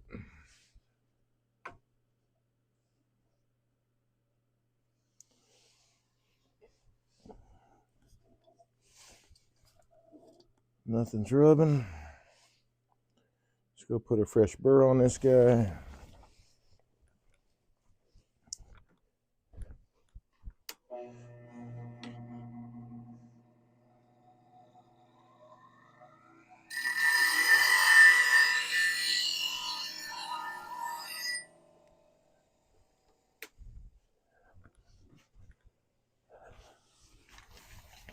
Time to wipe my runny nose.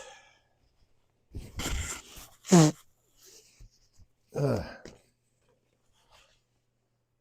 right.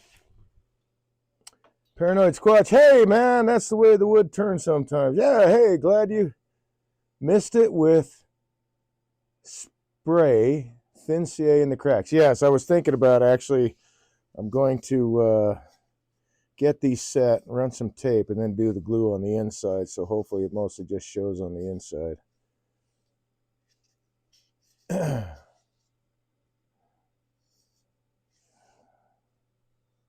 I don't want the glue stain to be on the outside. Although I don't know if that's going to matter a whole lot when I do all the piercing, if I still can do all the piercing. All right, let's get the light down in there.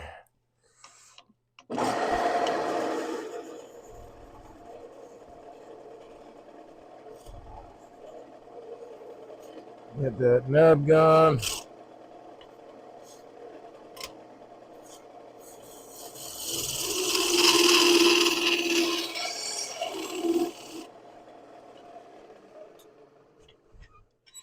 So now I think I've got 5 of you. So hold on a second. I'm going to double check chat, see how many we got. Whoops. Let's hit it again. Ah, sweet. So we have Emmy Saurus. Hey, thanks for joining me. Thanks for joining us, Emmy Saurus.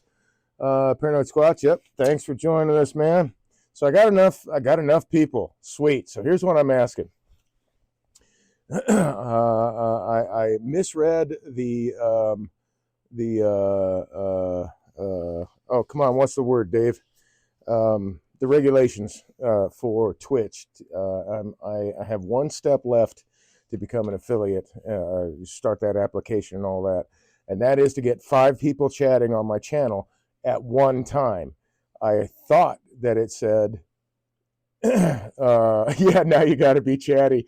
I thought it said just 5 people, and we did that last week. I got some help out from Lego Golf Dude, who is not on the channel at the moment. He was earlier, but I got 5 people. So if I can get all 5 of you, please, to help me out and get into chat and say hi, tell me where you're from. Let me know if you're, thanks TC Schmo. He says, I'll go first. Thank you. That's one. So I need I need a couple more. Turning wood is better than shoveling. Yes, it is. Way better than shoveling snow. We've been doing a lot. So I really, really would appreciate your support and your help. Please, if everybody could jump in there. Paranoid Squatch says he's out in Kalkaska, Michigan. Yeah, if you let me know where you all are at, that would be cool too. I'm based in Traverse City. So come on, folks, help me out. I really, really appreciate it. I just got this last hurdle to cross. So call me Yaz, Emily Soros, Lego Golf Dude, TC Smo, Raging Striker Gaming. You're still on, dude. That's my oldest boy. He's a streamer and he games. Paranoid Squatch says he's been to TC. What, like every day? Yes, sir. Like every day. So I'm just taking a very, very thin cut.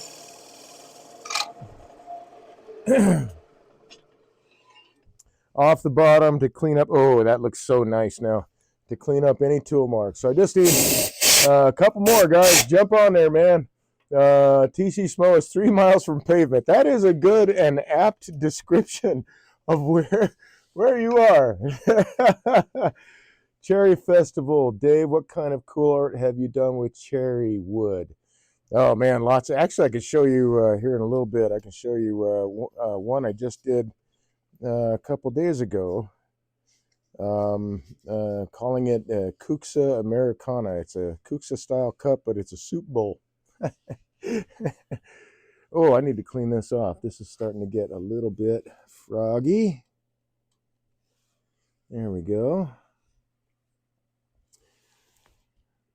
So, Lego Golf Dude, Emmy Saurus, Raging Striker, please jump on there, man.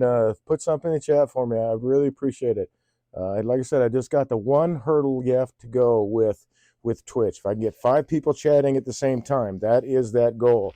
I'm going to grab some painter's tape here real quick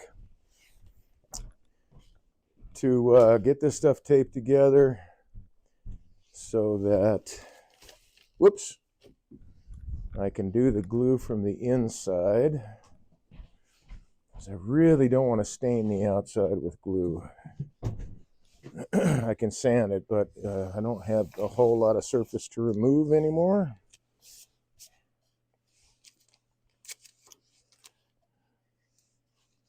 I don't know that this is going to work, but we're going to try it anyway.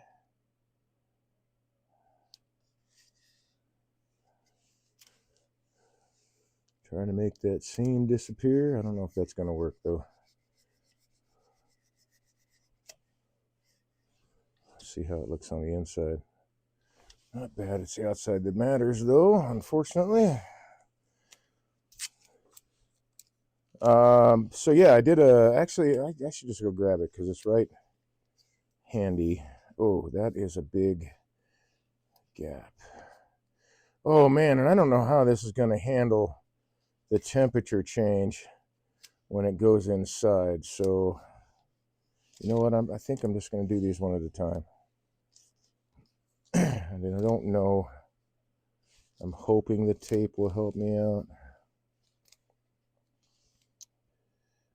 but I doubt it. Yep, not so much, but that's okay. That was medium. I needed to get thin. I got the wrong stuff, man.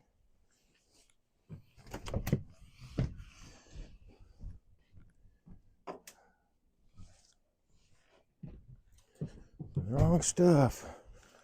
So that's 2 people.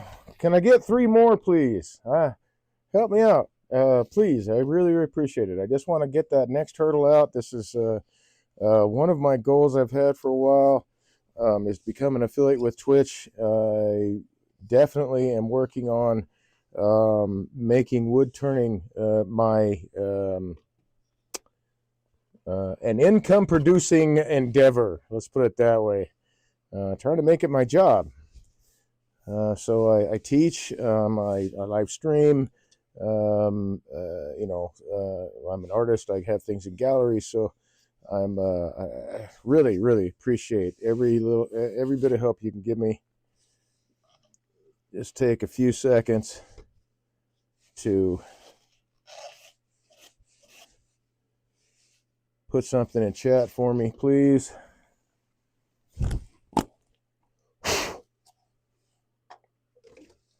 Easy there, cowboy. Stop, drop, and glue. I almost sounded like stop, drop, and roll there for a sec.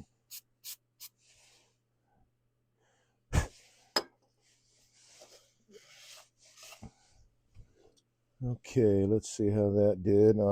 Didn't quite get it, did it? So close. All right, no tape. That's not helping. I'm just going to have to hold them all in place.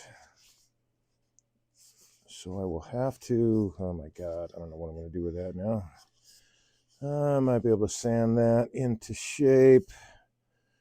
Let's get this guy figured out. There we go. Hopefully that will stay. Let's wipe off the excess glue there. And not stick myself to the glue, because that's always fun.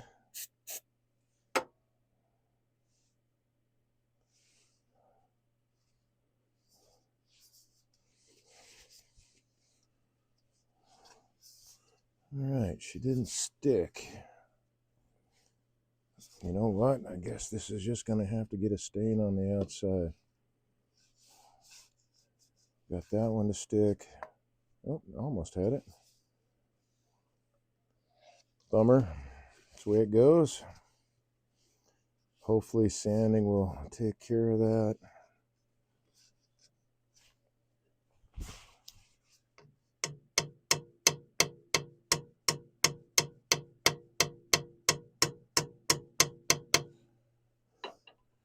A little bit of glue in the wrong place. Well, this is turning from a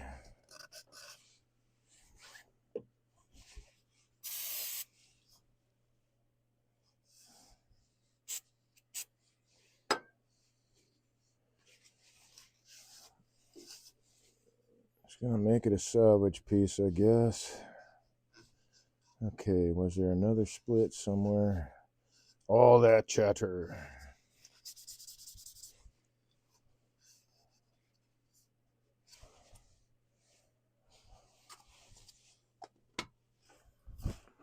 Okay, let's see if that'll do okay. Move that stuff aside. We'll grab this dude again.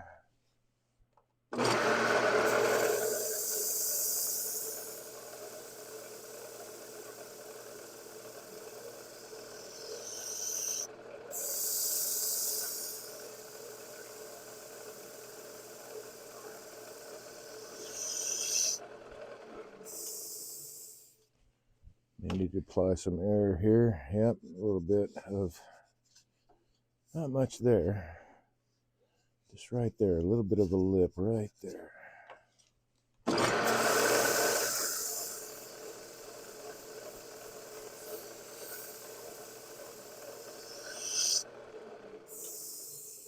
First time chat. Queen Squatch. Hey, how you doing? How you doing? Thank you. Glue is important. Yes, it is. Thanks for staying in chat there, man. I appreciate it.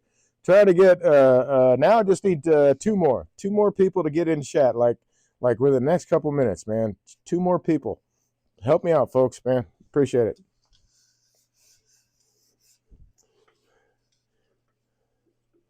Ooh. She's looking pretty good.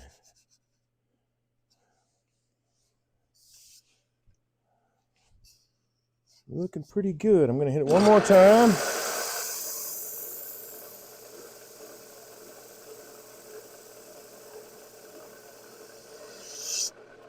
That's awesome, Queen Squatch. I love it. How you been doing, man? You guys spend a whole lot of time at the restaurant, don't you?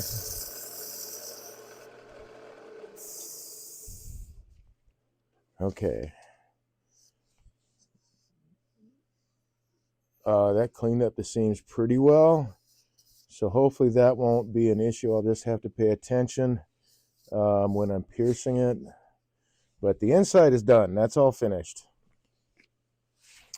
Let me double check my measurement here. Nope, it's not all finished. Well, isn't that a shame? All right, let's grab a different tool.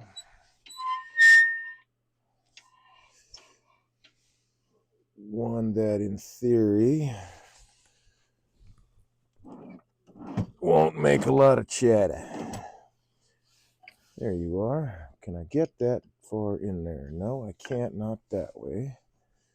And that won't reach anyway, will it? No, dang. Okay, then plan B. That'll do it. Except I don't want to be rubbing on the side.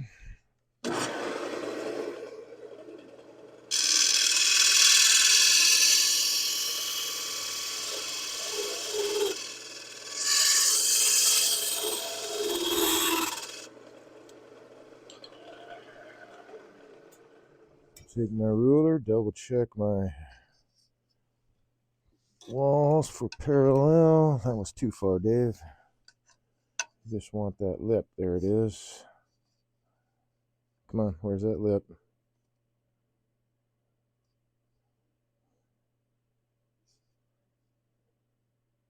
So that's parallel. All right, groovy. So things should slide in and out pretty nicely.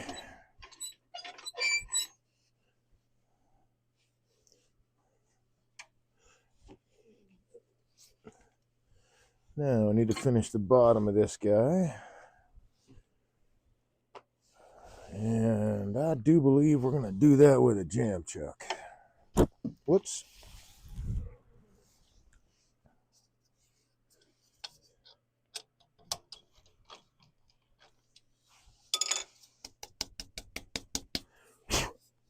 So the inside's not really showing. A little bit of glue there, but once that gets heated up and burned off from piercing, that'll look all right.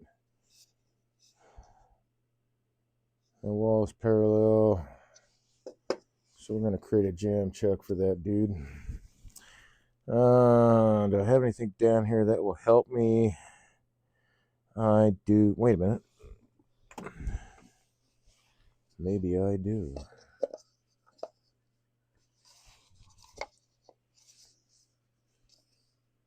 Queen Squatch. I am the queen. Pretty much live there. Yeah, right. Paranoid Squatch. Got to keep this banter. That's where the magic happens. Yeah, thank you. Yeah, man. Just keep things rolling. I appreciate it. Just need a couple more people to jump on, man. Don't be afraid. Jump in there and say hi. Let me know where you're from. Let's see. I'm looking for. Ooh, that might work. Especially if, yes, it is slightly concave.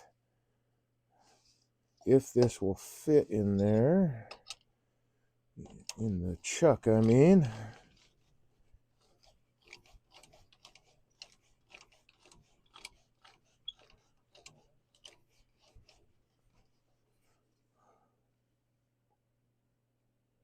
Yes. Okay, very good. So this will do for a jam chuck. I'm on to round the edge and then slightly make this make a slight bowl there, slight indentation, slight cove. However we want to put that. Let's see. Let's grab for that dude this little feller.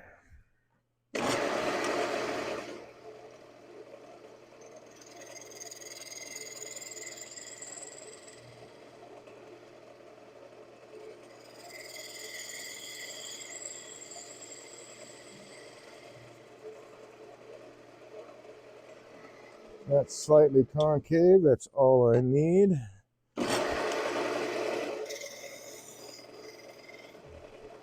I doubt this piece will mark up my black locust because it's harder than this piece of maple is. But I'm still going to round off the edge just to make sure that I'm not trying to be silly about it, I guess. All right, so I need this, and the tailstock. Paranoid Squatch. How many years have you turned, you ask? I started basically 2015, so this is going on my 10th year. I try not to bounce it around too much, say 20 or whatever, 7, 8. But I do sometimes forget what year it is right now. So, I want to mark that. I want to mark that first. Just because my center has disappeared from cutting it off. Well, folks, I'm just asking you to help me out a little bit. Just need a couple people in chat at the same time, just 5. And there's more than 5 in the whole chat room right now. So please jump on there. Let me know where you're from. Are you a wood turner? What's your interest in wood turning? That's I like to know those things. I love talking about wood turning. I love talking about bees too. Bees are awesome. When people let me, I will go on and on and on and hanging out with Paranoid Squatch when I get the chance. We do talk a lot of bees, it turns out. But we started together in the Heroes to Hives project, which is a program, great program, a free program to veterans and their dependents to learn how to become successful beginning beekeepers. I've been working with Heroes to Hives now for, let's see, Paranoid Squatch, I want to say you were 8 years, and I was one behind you, so I think 7 years, so just about a long, 1 year short, 1 year longer than I've been keeping bees, so I'm going to say it's 8, because is this my 6th year or 7th year? I got to go through my notes now. So 7 or 8 years ago, I got started up with Heroes to Hives, and I got my first hives after the first year, which is what is recommended with the course is that you don't you learn the course before you get the bees. Part of that is because of lack of experience. Part of that is because the way the module's set up, that sometimes when you need to take care of an issue with your hives, it's covered in part of the program, but like later than you might need to do it. So it's good, so that it's recommended that you actually go through the course first and then get your bees. Oh, there goes the compressor trying to start. Yeah, it's cold out here, buddy. I feel you, man.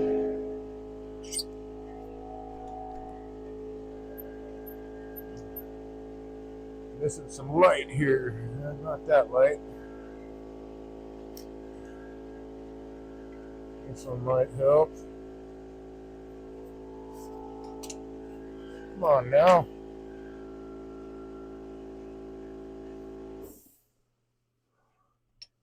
I swear this is like one of the crappiest magnets I've ever had to work with. It's just not strong enough. And yes, I am definitely putting the magnet on like the thickest part of the metal on my lathe. It's just not that powerful.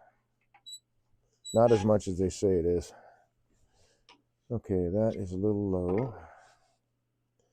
So yeah, we got anyone, let's see. Whoops, I meant to say how. How many years have you turned? That's what you said, how? Or did you mean how like hello? I don't know.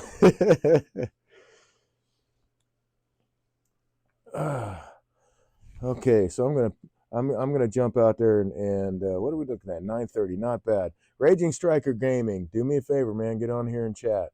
Help me out. Who's this? 8ROE. Can I read that right? 8 row. Do me a favor, jump on chat, please. I need to clean off this this again. There we go. Yeah, jump on chat for me, please. Help me out. I just need 5 people chatting at the same time. Call me Yaz, same thing.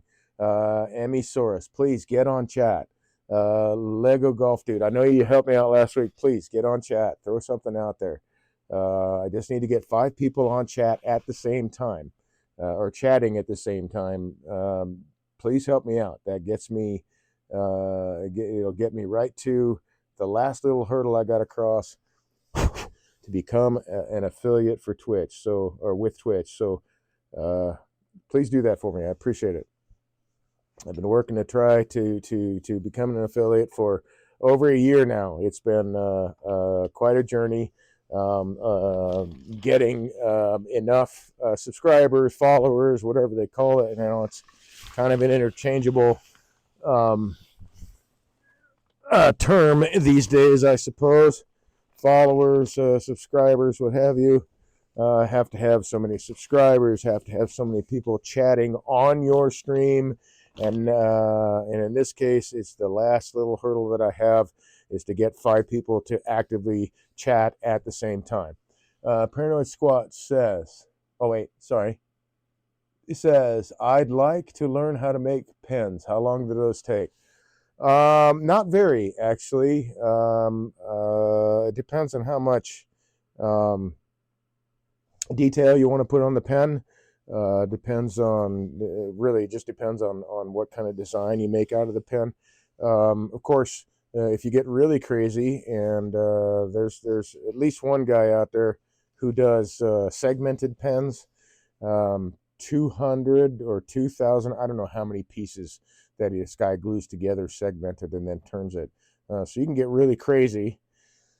That is really unique, but you can get really crazy. But half an hour.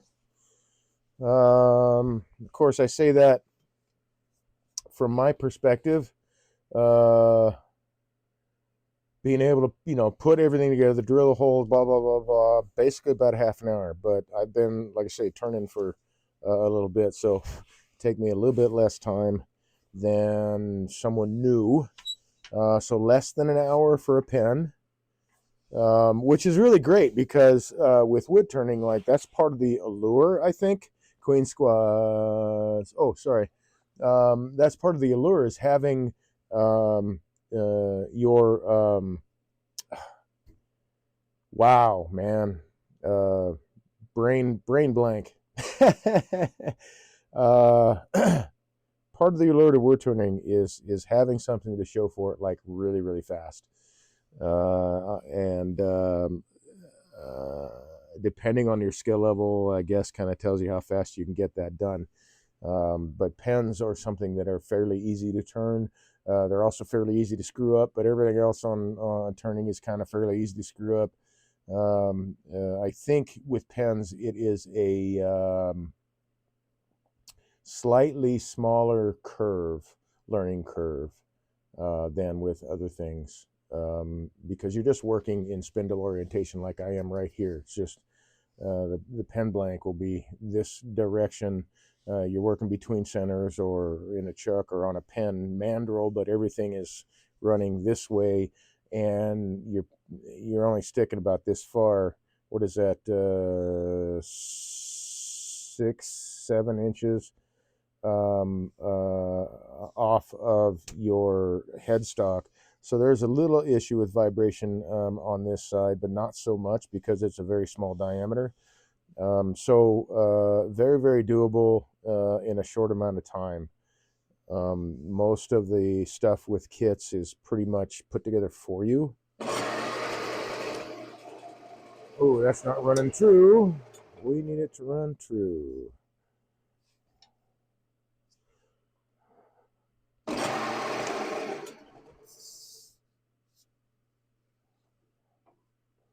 Why is it tilting over? Need it to tilt over the other way.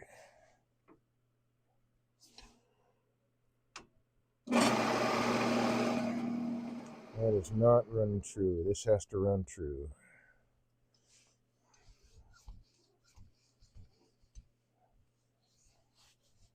So I'll move my center point just a skosh, a different direction. Let's see if that helps. Ah, there we go. That's good enough for me.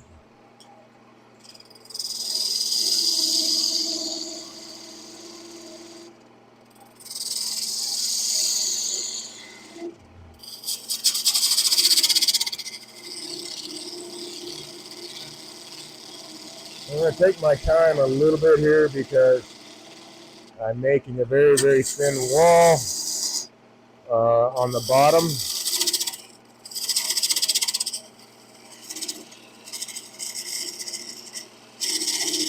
And I don't want to break it. I don't want to go through the bottom. I don't want it. A lot of things I don't want it to do. So I'm just taking my time, taking a little bit lighter cuts.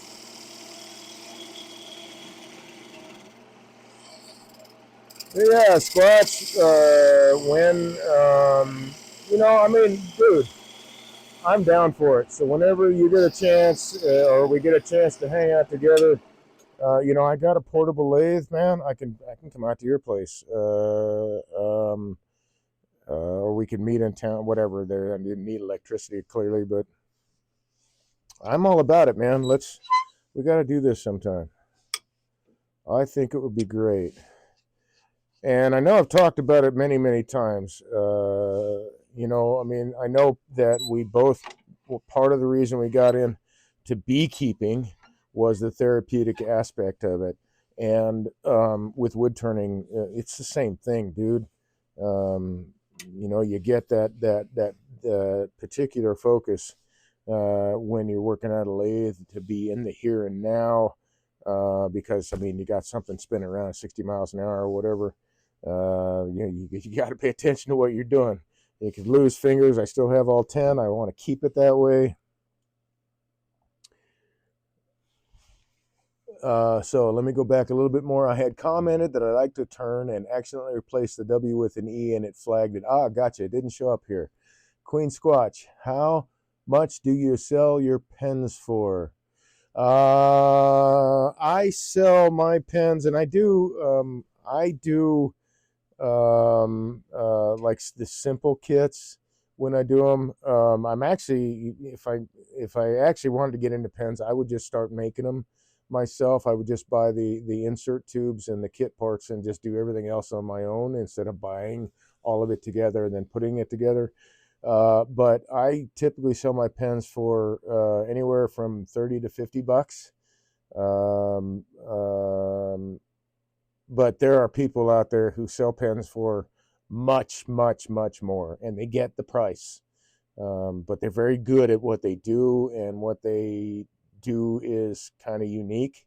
And they've made a name for themselves and sold pens to the right people and all that kind of stuff. So for me, though, I don't want to sell them dirt cheap because, I say dirt cheap, I don't want to sell them and potentially undercut other turners who might be selling them. And I think a good price point for a standard kit is 35, 40, 45 bucks once the pen is completed. Of course, it depends. Like a fountain pen kind of deal, I would charge more for. I would probably charge for a fountain pen about 100, between 100 and 150 for a fountain pen, because there's a little bit more to it, and it's more a high-end pen.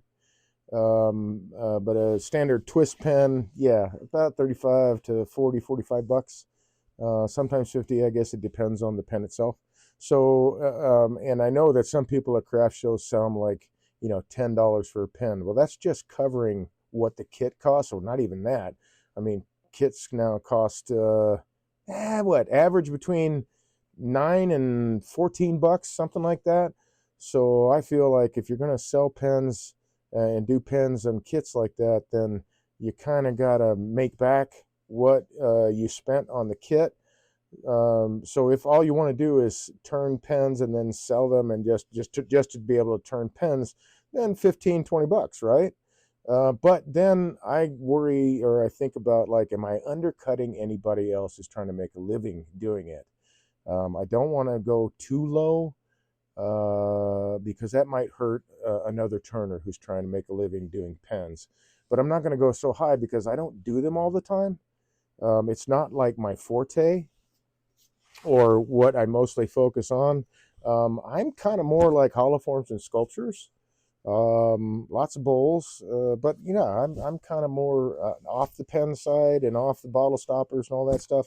I still do them, just not as often as I do holoforms and sculptures and boxes like this and stuff like that. So, but yeah, as a beginning turner or a new turner, or even been turner for a little while, I think a decent pen turned and you spend 40-50 bucks on it, or you sell it 40-50 bucks, that's not a bad gig if you can sell a bunch of them, right?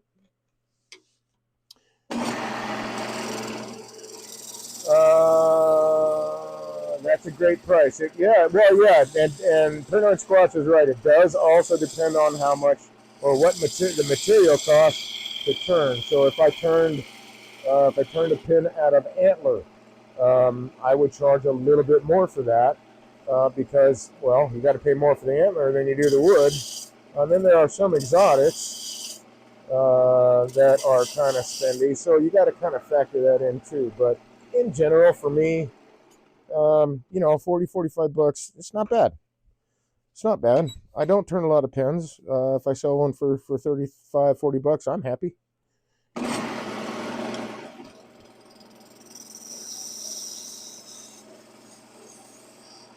I don't ever feel like that's where I'm going to make. I don't know. I just don't feel like that's where I'm going to, make my splash, I guess, where my forte is.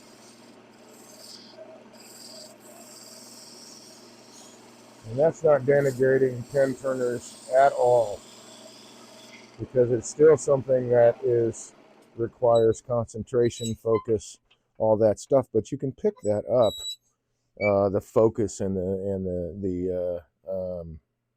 let's get that down to the right spot. The focus and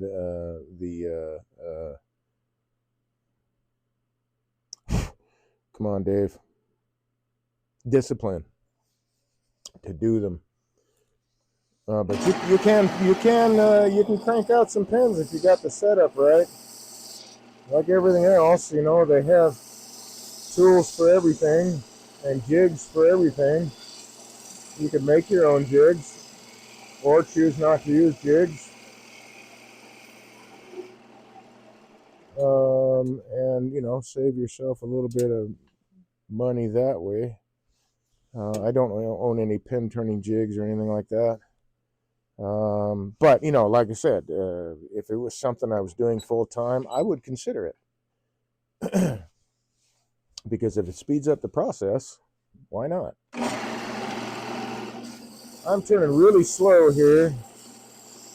I think I have not left it off. I have not taken it off 400 RPM for quite a while. But that's all right. I really do I really mean it when I say that it's not the lathe speed. Don't get hung up on what speed somebody is turning at. 9 times out of 10, maybe 8 times out of 10, it is what they're comfortable turning at. Sometimes they're turning maybe a little too fast. They're turning at a speed because that's what they thought that they needed to do because the other person was turning. It's not the speed of the lathe that makes you a good turner.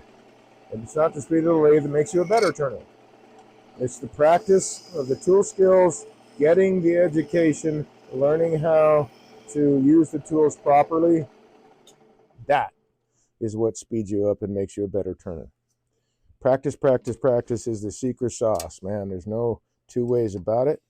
I have put a lot of hours into turning Again, because I started turning as therapy for PTSD. So the nights that I couldn't sleep or I had nightmares, if I was, when I was antsy and shit like that, I would come out to the shop and turn. I would turn. Didn't always turn out well because in the beginning, learning that how the therapy works and how you respond to it, and even like learning how to turn, all those things together. It wasn't always a great time, but it gave me a different focus than what was going on in my head at the time. Whatever the nightmare was, the memory, whatever the hell it was, it gave me a different focus. So I got into the habit of when I couldn't sleep, or I just issues and my brain won't shut up or whatever, I got into the habit of coming out to the lathe, because that focus, this focus that I achieve from this, and it's after a lot of practice, but the focus that I achieve from this quiets all that down. It doesn't go away. I don't want it to go away because it's issues that I got to deal with, but I don't need them crowding right in front of my face and making me all crazy. Nobody needs that. So the way that I started dealing with it was coming out to the lathe and turning. And now I typically stay up till 2 or 3 in the morning, 4 in the morning sometimes, turning, because I would get up at 1 o'clock in the morning and come turn for a couple hours, and it just kind of grew into that. And I enjoyed it a lot more too, because after midnight, in general, most everybody else is asleep. No, it's very, very quiet, and it's a little bit easier for me to focus, because I don't have all the other outside stuff, mess or that I got to worry about, or cars, whatever, people calling me. I don't have to worry about that. Just stuff, day-to-day stuff that I don't have to deal with at midnight, 1, 2, and then 3 in the morning, because nobody else is dealing with it. Yeah, it's Wiley Smiley Kylie says, oh, sorry, hold on. Let's go back a little bit. Paranoid Squatch says, like Snakewood or Purple Heart. Yes. Snakewood, depending on what you're calling Snakewood, if it's the real Snakewood, the true stuff, because there's an oak that's kind of called like fish scale oak, but some people also call that Snakewood, and it's not. So yes, the snakewood, the exotics can definitely increase the your selling price for the pens and whatnot. Because again, my idea is if I'm going to buy a kit, I want to at least make my money back, right? So whatever you got to spend on all of that stuff, then that's kind of where you at least start your basis for pricing. Wiley Smiley Cotty said, oh, sorry, one more. Paranoid Squatch says, can you make stuff out of old colored pencils? All the time, dude. I've got a bunch of colored pencils downstairs that are waiting for a project. I love working with colored pencils. Not the cheap ones, though. I hate working with the cheap colored pencils because they're garbage. I say they're garbage. The paint is garbage. The material that they're made out of is not the best. Sometimes it's just kind of like a plastic wood. So I get the good colored pencils to use, and it's spendy, but I know that they're going to turn well, and the glue is going to hold things together. With the really cheap colored pencils, I've had them separate, the paint separate from the pencil itself. So the pencil, when everything's epoxy together, the pencil will still just come right out of the epoxy because the paint has separated. So I don't use the cheap colored pencils, but yeah, you certainly can. So now on to Wiley Smiley Collie. Howdy from Atlanta. Hey, how you doing, man? How's the weather down there? I'm curious. Let's see, that'd be Georgia. So not quite in the center of the country anymore, but I did find out that my oldest boy, who lives in Oklahoma City, they got about 5 inches of snow. And it doesn't snow very often in Oklahoma City. It's usually an ice thing, an ice-themed winter. I've been through several ice storms. Paranoid Squatch says, oh yeah, talking to Wiley Smiley Collie. Glad to see you here tonight. We are talking turning pens and everything turning. Yeah. Now Kylie is a new turner, and she's been turning. She's actually turned quite a few pens, which is really, really cool. I got to see them at the club, at least the one she's finished recently, at the club meeting on Saturday, and they're pretty nice, man. she's coming along. She's coming along really, really nicely. We keep threatening to get together in turn. I know it's going to happen. I just hope it happens sooner rather than later.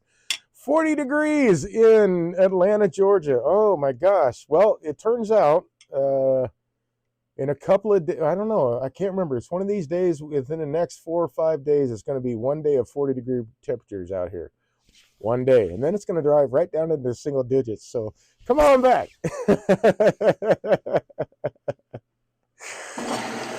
All right, so I've had just a couple of people get on to chat. Please, I'm asking, just 5 total people. If you think, oh, I'm not one of the 5, don't think that. Be one of the 5. Maybe there'll be 6 people chatting or 7 people chatting because they said, oh, I'm not one of the 5. No, no, no, no. I need to be one of the 5. Please get on to the chat, throw stuff in there. Let me know where you're at. Are you new to wood turning? Are you a wood turner? Shoot something in the chat for me. I just need 5 people working in chat at the same time to pass the final hurdle. Oh man, I'm really excited about that. The final hurdle to become an affiliate with Twitch, and that has been part of my goal to making a career out of turning. Is getting followers and subscribers and all that kind of stuff on YouTube. And don't forget, if you can't make a broadcast on Twitch, I record every single one of them, and then before the weekend, usually before the weekend, I get them onto YouTube. So they're on my YouTube channel. And in fact, let me type that into chat really quick, since I got the glasses off and I can actually hit. I've heard of 40 degrees before. That's great. Let's see. YouTube.com.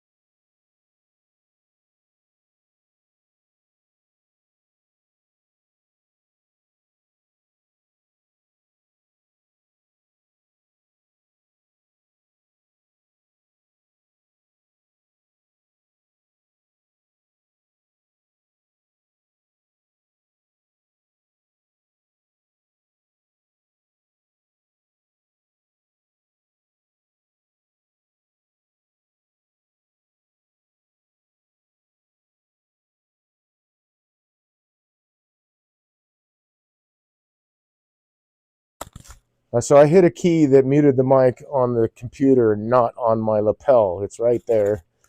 So sorry about that. I just put in my YouTube channel. If you can't make a broadcast or you want to check out all the old ones, I record every single live broadcast from Twitch here. Let's get rid of this light for a sec. So it's not like washing out the image. All my broadcasts are recorded and then uploaded to YouTube, usually by the weekend. I stream Tuesday, Wednesday nights. I'm considering adding another night, but right now it's Tuesday, Wednesday nights, and I upload the videos to YouTube. The link is here in chat, and it's also on my Instagram. The link's on my Instagram. It's on my Facebook page. It's on my website. Please check those out. I cover a lot of topics. There is a lot of information to be had to learn about turning wood. There are a lot of pieces of the puzzle. It's not something you can just walk up to the lathe and go, "Oh, I'm going to turn a bowl today," and never having turned. There are things you gotta learn to be safe. And ways, you got to learn how to handle the tools. You got to learn what are the best cuts, or how do you cut the wood in the most efficient manner. I mean, there's tons of stuff. How do you even choose wood? Where do you go to get wood? Where do you go to get your tools? How much do tools cost? What tools do I want to focus on? I mean, there's a lot, right? So I cover a lot of topics, and I record them, and they all go on my YouTube. And I'm going to ask you, because it's YouTube, like and subscribe. YouTube, to become an affiliate, the last time I checked, now this may not be accurate anymore, but you have to have 10,000 followers. I'm still new enough in this impetus to my career that I've got like 60 on YouTube. I really have set my sights on Twitch. I have more than 60 followers on Twitch. What I need is 5 people talking at the same time in chat to make that last little hurdle. So I'm asking again, please, you're in the chat room. If you are able to get to a keyboard or whatever, call me Yaz, Amy Soros, Lego Golf Dude, Raging Striker Gaming. I haven't heard you holler at me for a while, and I know you like to because you're my son. But I just need 5 people at the same time.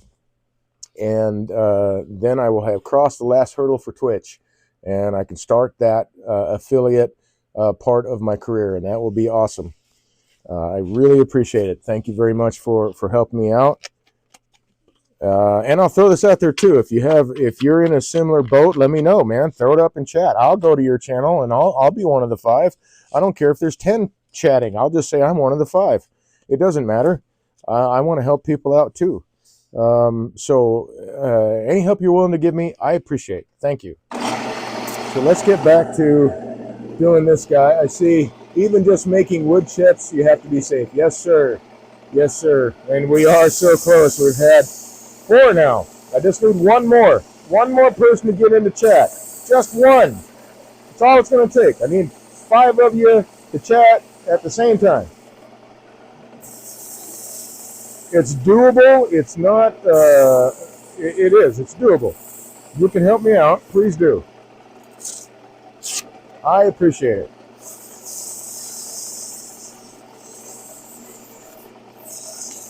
So I'm not holding the abrasive paper very tightly.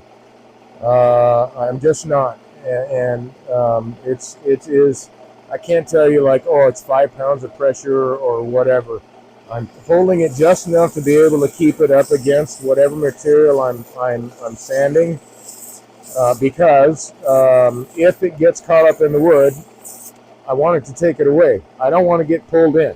So I don't want a death grip on this. I don't want a death grip on my tools. I don't want to have fingered gloves. I don't want to have anything that might get caught up in this. So when I'm sanding, I'm not holding like super tightly onto the abrasive.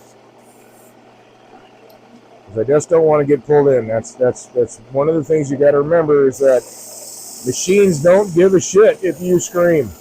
They do not care. They're going to keep running till you or somebody else shuts them off. And if you're hung up in the lathe, chances are you're not going to shut it off. Okay, let's cut those fibers. I'm going to cut this little tenon off the back here. Can I get, oh, you know what? Let's do this. There yeah, you can kind of see that tenon right there. Yeah. So I like using a flush cut saw because they're flexible, and I can get away from the bottom, because if those teeth contact anywhere out here on the wood, it's going to mark it up. And I do not want that, because I just got done sanding it, and if I take this tenon off, I've got no way to hold this again.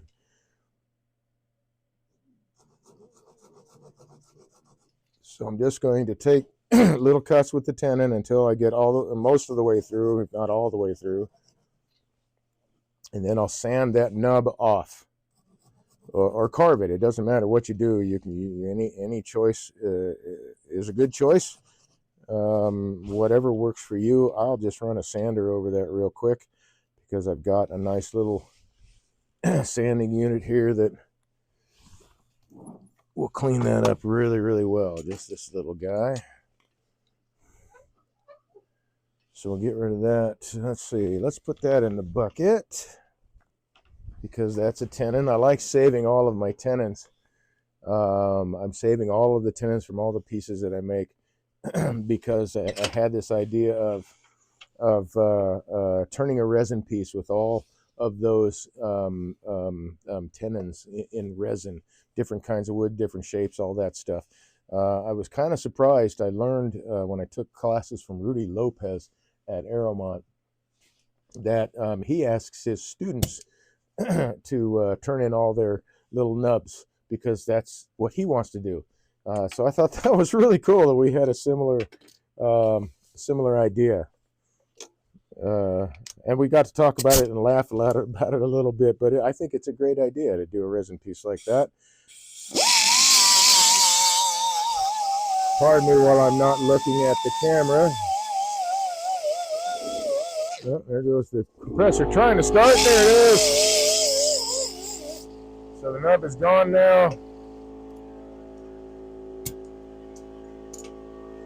That is 120 grit. I'm just going to hit it with 220.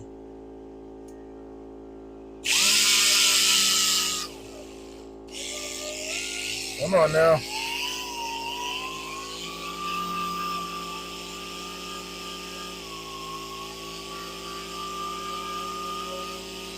And clean up any grass tool marks that I left behind with that abrasive, which there's a couple. Okay, that's done. Now, if you hadn't noticed, I'll show you now. You can see that the bottom is slightly concave. You can see the light coming in from underneath. I do that so that when it sits on the surface, it sits on this ring out here. I don't want to leave this flat because if this makes any movement whatsoever, it will no longer sit flat. But if I make this a little concave and it sits on that outer edge, it will almost always, for the rest of its life, sit on that outer edge. And I will never have to make another attempt at fixing that or whatever.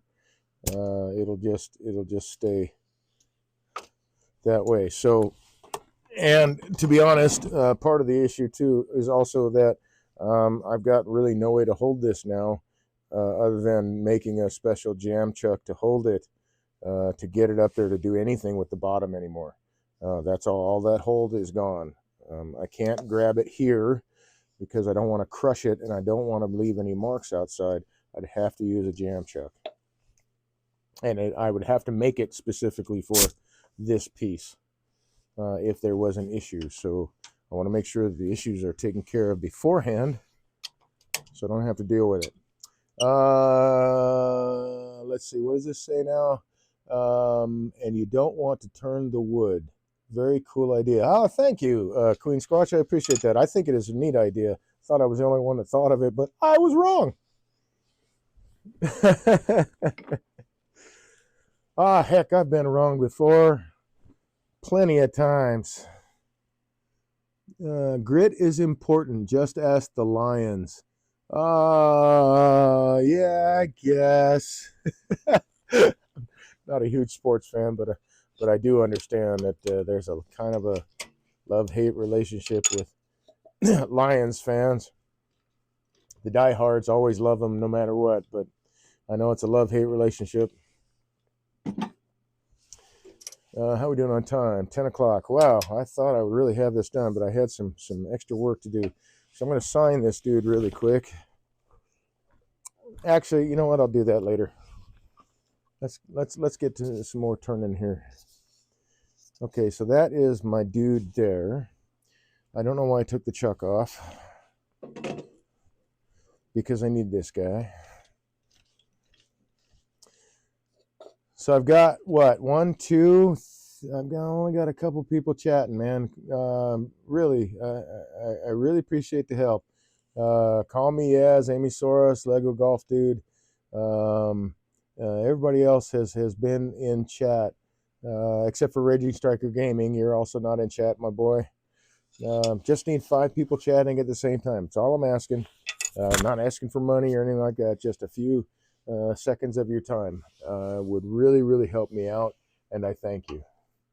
Okay, so now I am working on Okay, these are the drawers. Let's turn this camera back down. So that's my finished box. We'll move that aside for now. These are the drawers. I don't want to do those yet. I want to do my lid first.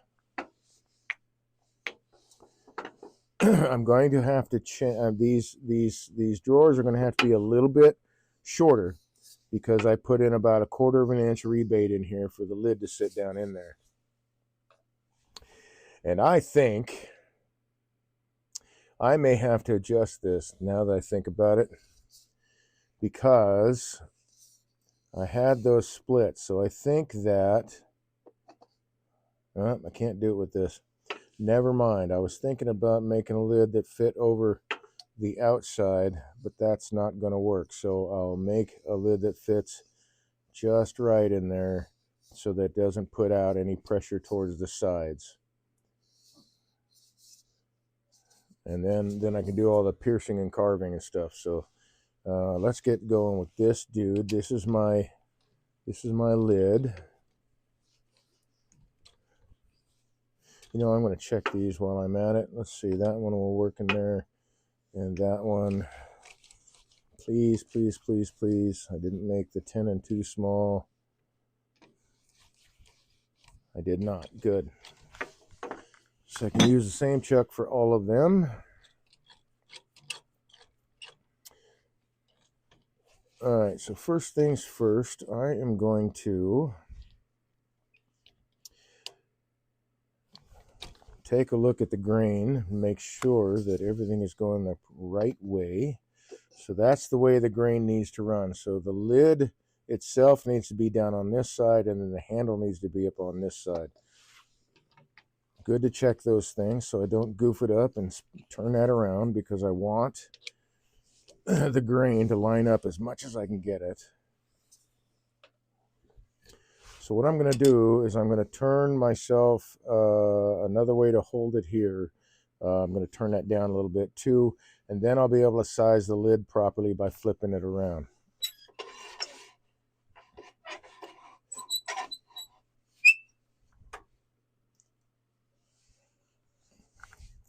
So, bowl gouge. A little bit tall there. There we go.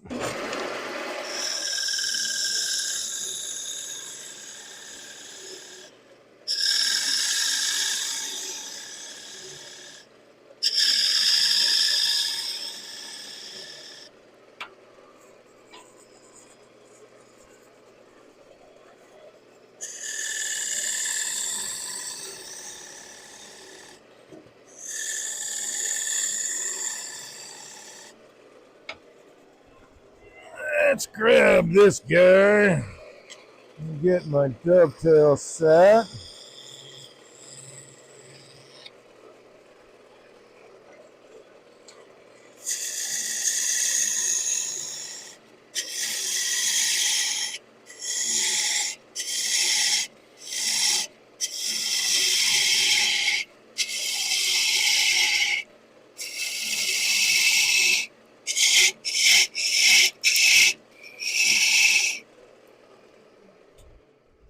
Now I can flip this around.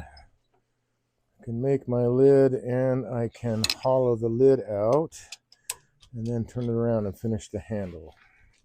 Hopefully I didn't make this too small. If I did, I can go to another spot on it and make a different dovetail. Nope, that'll work.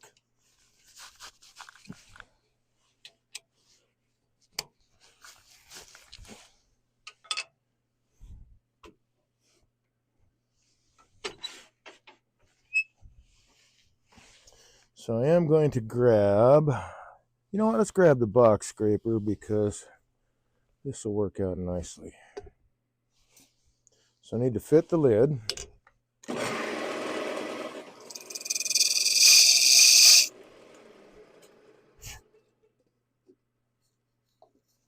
And I gotta sneak up on it.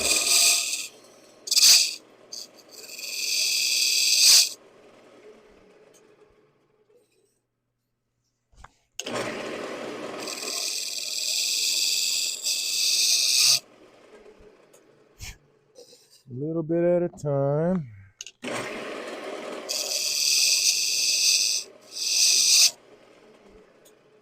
don't want the lid to there we go.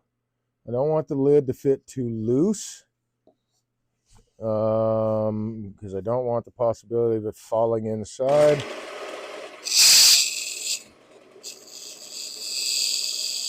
But I also don't want it too tight.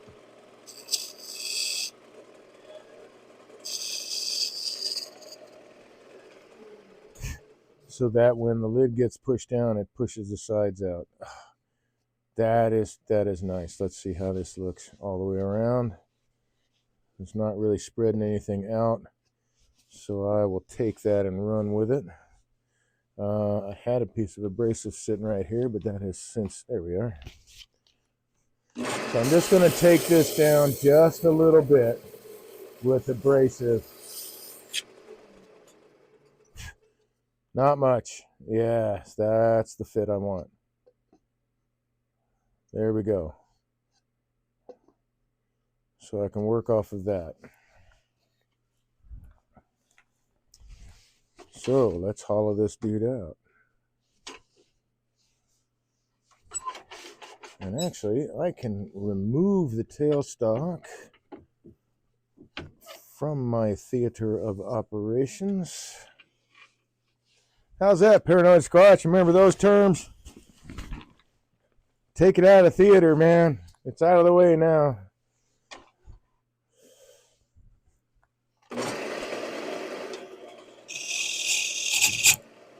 Woo, doggy.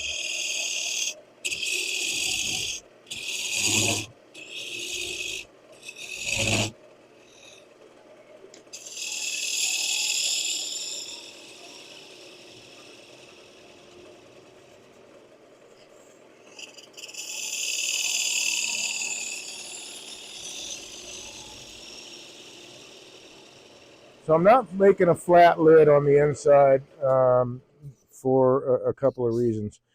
First off, I want that very edge to sit on this shelf. Secondly, that middle drawer is going to have a handle, so I don't want it pushing up against the lid. I can size the handle any way I want to, but I want to give myself as much room as possible.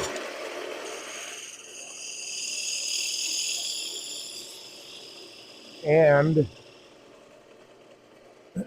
this can't be more than 6 inches in any direction for that contest if I make it.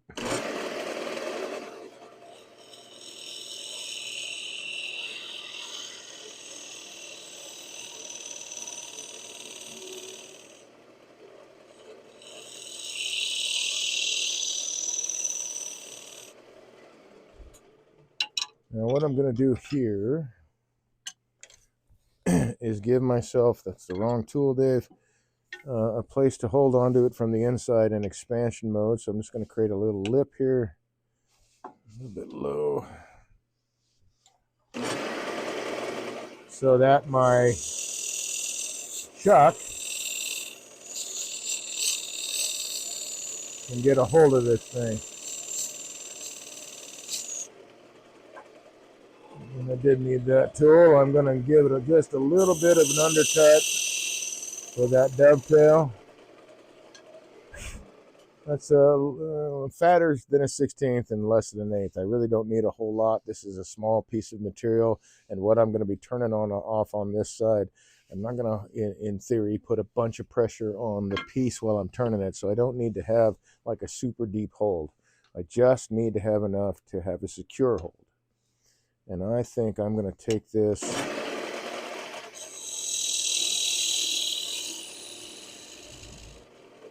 a little deeper.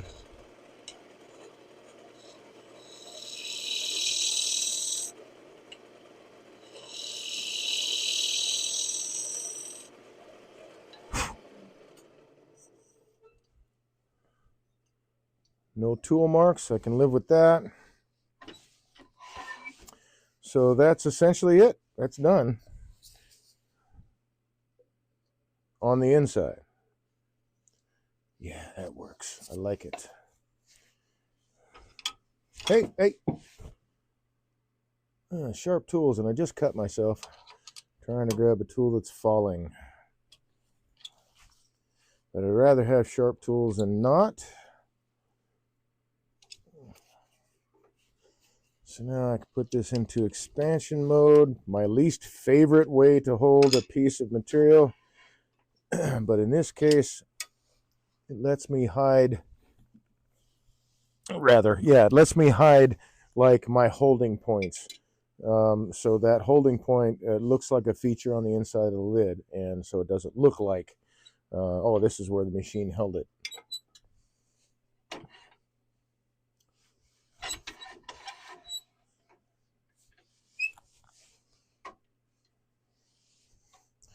How am I doing there? All right, okay.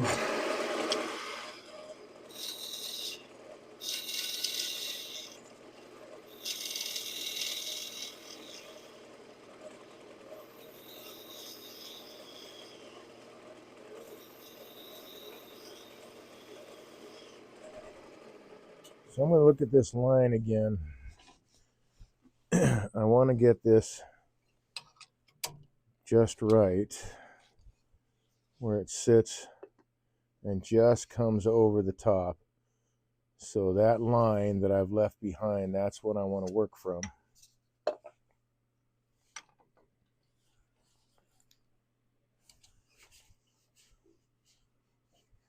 And I do, although it's not super critical, I do want to match the inside curve to the outside.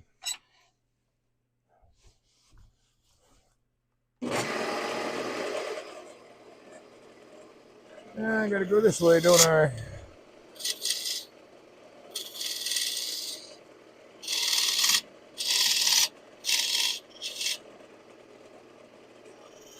Or do I?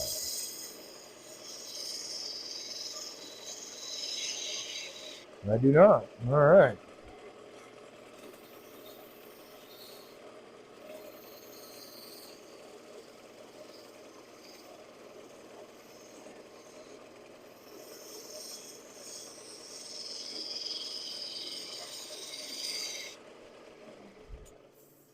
So now I want to pay attention to the wall thickness on this guy, because that top of that lid is all going to be pierced. Let me grab this abrasive again. I'm not going to do any kind of fancy bead work or anything like that on the top of this vessel, because it's all going to be carved and pierced. At least that's my story. And I actually have chat shut off. That's kind of lame. Chat pause due to scroll. Yes, thank you very much. Burn the wood. Let's see. How far back do I have to go? Metalworking. We do bluing to make our blueprint and keep from cutting too much. Do you do something like that sometimes? Let me think about that, because I've seen that a lot on some of the YouTube videos and Instagram videos that I have watched. Not really. I've made what we call story sticks. And a story stick is kind of a misnomer, because it can be any shape. You basically call it a pattern jig, I guess, where I'll lay it out on a piece of wood, make the design, and then mark it on the wood so that I can make pencil marks all along where I need to make cuts or whatever certain kind of cuts. But as far as bluing, I try not to add anything to the surface that I don't want to be there, because wood is porous and it soaks up the juice. Okay, so I'm going to flip this around. Actually, I'm just going to take this out of the chuck. I want to double check my wall thickness, because I want it to be really, really thin. And that's not thin enough. Although the fit is absolutely lovely. Let's measure that and make sure it's where my 6-inch cutoff point is actually right at this line. So I'm going to mark that.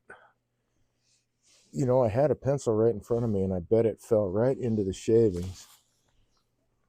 Or I've misplaced it. It fell off into the shavings, I believe.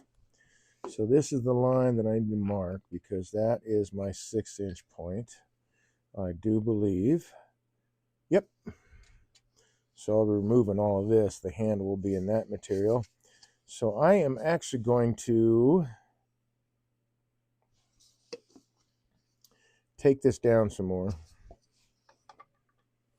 and work the thickness from this side first, and then I can match it on the inside. In theory, we don't go too tight. That's why I hate expansion mode, because you can split your wood if you go too tight and push the wood out too much. That's why I've left myself a good 1/4 inch of wall thickness there for the chuck to push against. But yeah, I'm not a fan of compression or expansion holds, because they can come off the lathe a lot easier.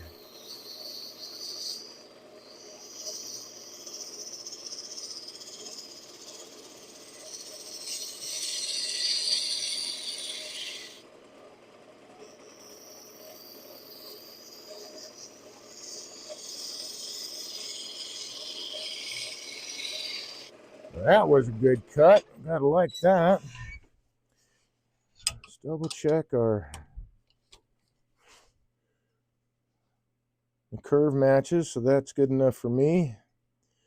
How does it sit here? Oh yeah, okay, that's more like the fit that I wanted, the fitment that I wanted in here. So it's just above the outer edge. That works.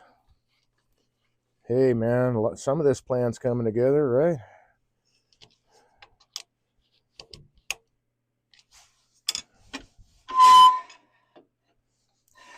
All right. Yeah, I can't reach it from there, so I'll do that. Just about the right height.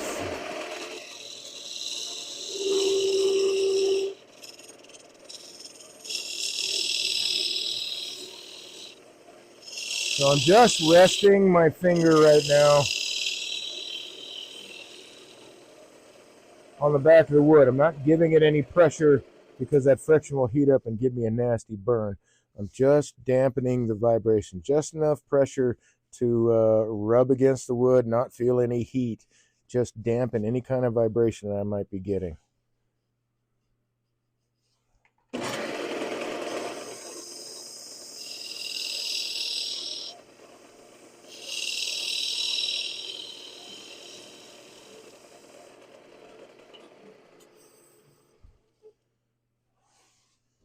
So that's pretty good. I'm going to take a different scraper that has a narrower face and finish this off.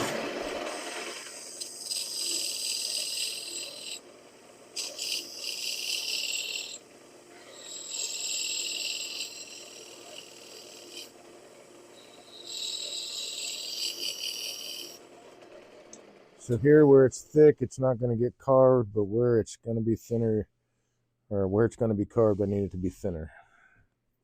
Calipers, where'd you put them, Dave? There they are. So let's get around this. Open it up just a bit more. There we go. And double check my thickness. I can go a little bit thinner here.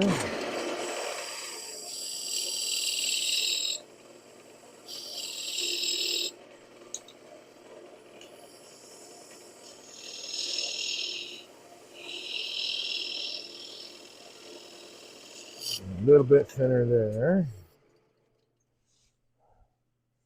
Check this out. From there to there is even, right until I get to that little curve. So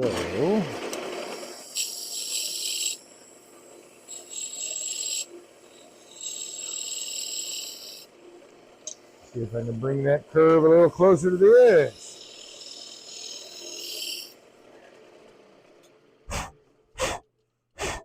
Nope. Just a bit of a tool mark right there. Now it's gone.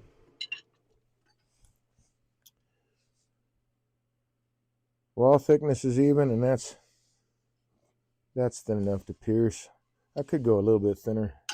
Let's see if we match these two up. How much room do I have? 3/16 almost. How much do I have here? 1/8 of an inch. So I can go a little bit thinner. So I'm going to, just to make the carving a lot easier. This isn't, this is a artistic piece.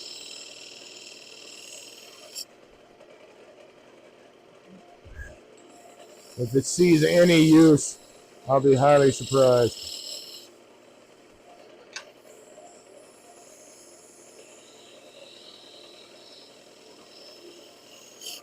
Other than display.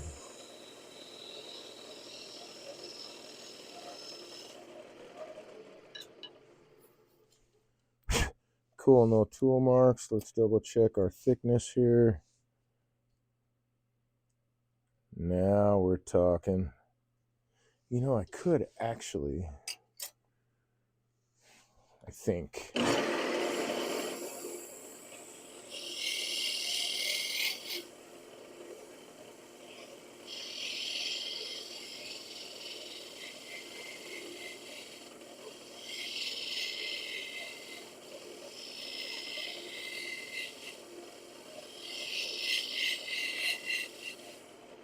Really bring that curve in.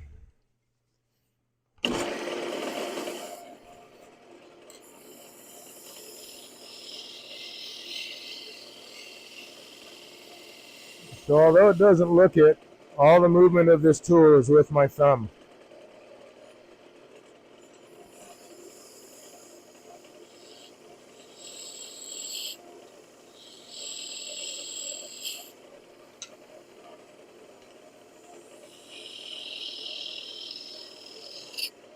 Don't need brute force to turn.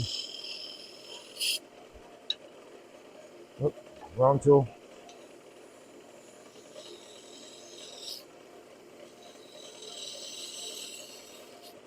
And to be honest, you really don't want to use brute force. No sense in fighting it.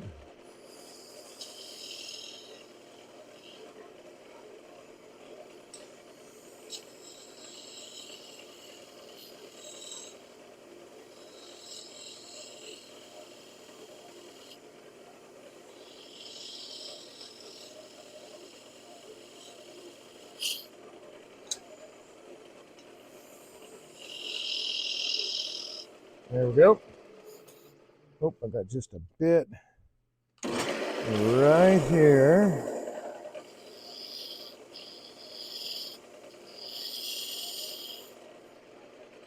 And then, where'd my box tool go?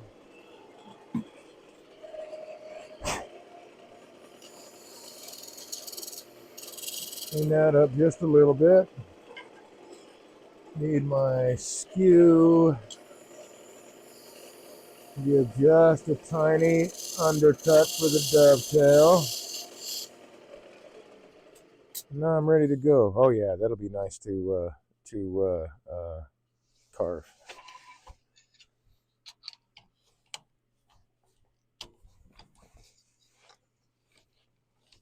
Whoop, wrong way. Now I got to be really careful with this because I'm starting to get really thin. So I'm going to bring up my tailstock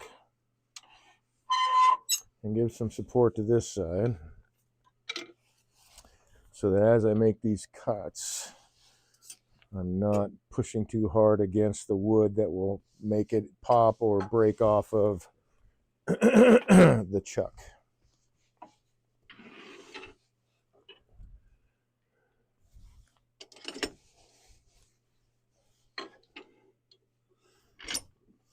And it doesn't have to be, like I say, you know, super duper hold. I'm just pushing against the chuck, the face of the jaws, so that I've got that support.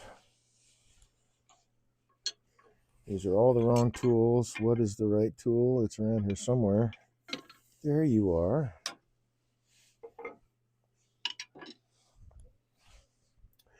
Although hogging that off, I guess I can go for this guy. Why not?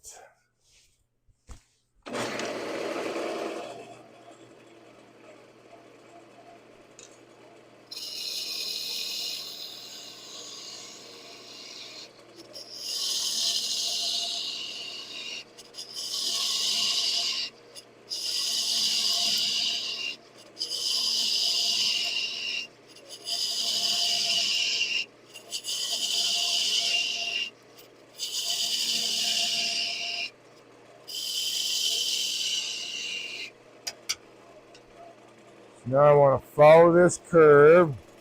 So I've got it on my bevel. I got my anchor, my bevel set, rubbing, not making any cut. Just going to rotate the tool slightly till I start getting a whisk of shaving right in there, right there. And I can pick that cut up.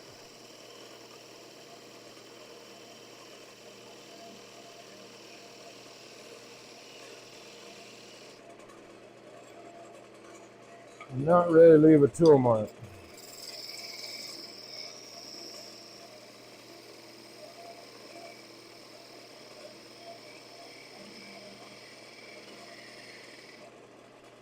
Just like that. So I can sand those two surfaces to match, but there's not really a tool mark there. That's how you pick up that cut. Let's do it one more time.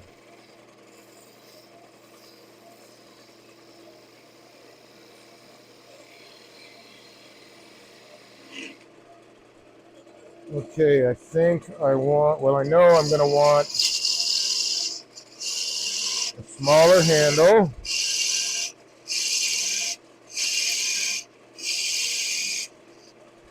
Let's start with that. I want a little bit of a base, I think, for the handle so that there's a separation between the handle and the lid.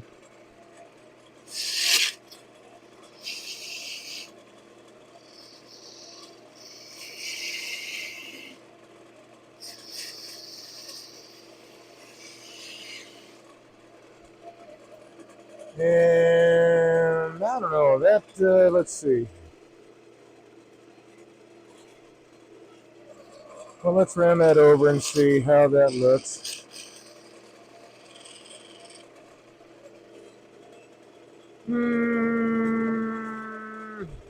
Trying to decide whether that is too big of a diameter or too small. I think I will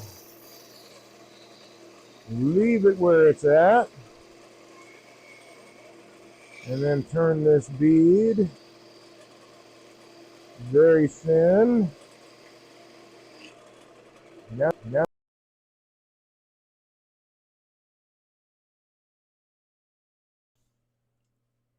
well, that was weird. For some reason, everything went blank on my computer. Wild. Well, hopefully, I haven't lost anybody. I don't know if that was a power glitch or an internet glitch, but it looks like I've got most of the same people. I don't have Paranoid Squatch. Wow. And I don't have Queen Squatch. And I don't have Raging Striker Gaming on anymore. So hopefully I didn't lose you because of an internet glitch or a program glitch or something like that.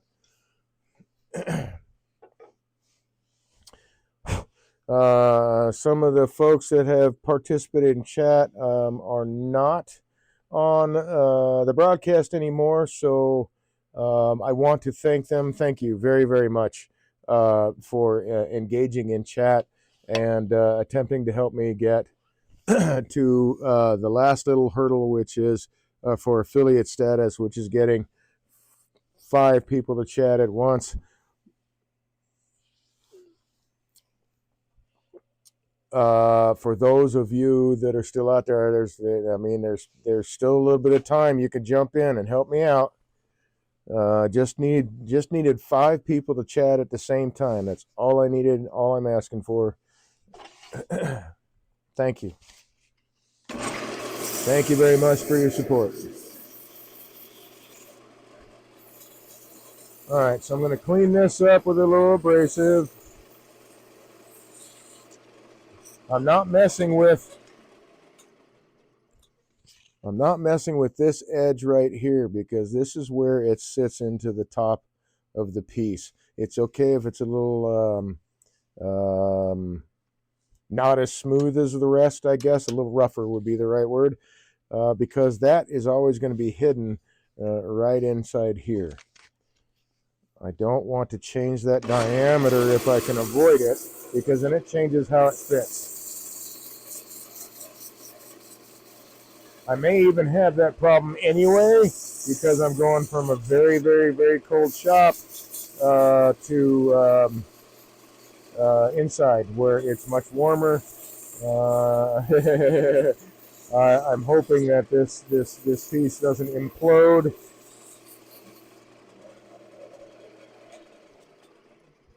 And it's very quite possible that this piece doesn't make it to that competition. But there are other art competitions happening, and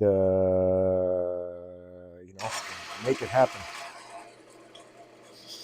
It'll get exposure somewhere.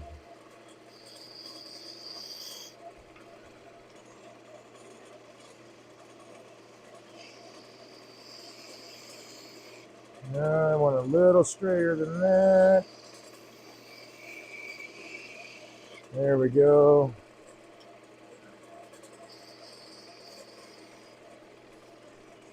I don't think I need that to be that big, so let's take that down.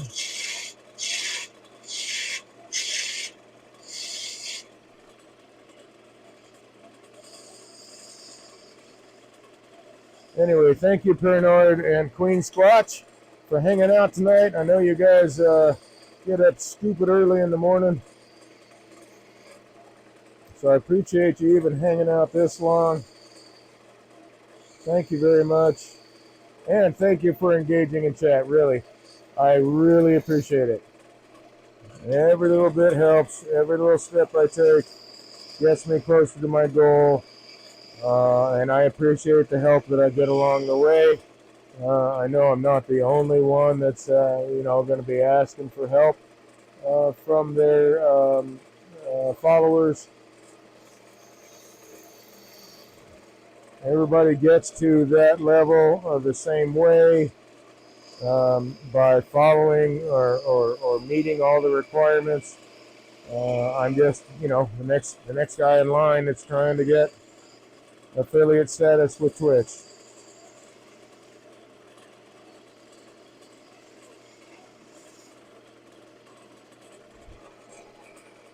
So I think I'm going to, let's see, maybe I can finagle this.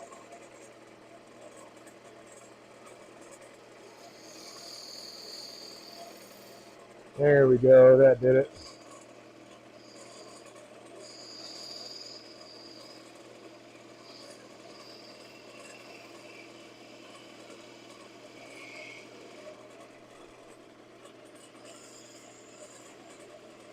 We'll make a sphere here.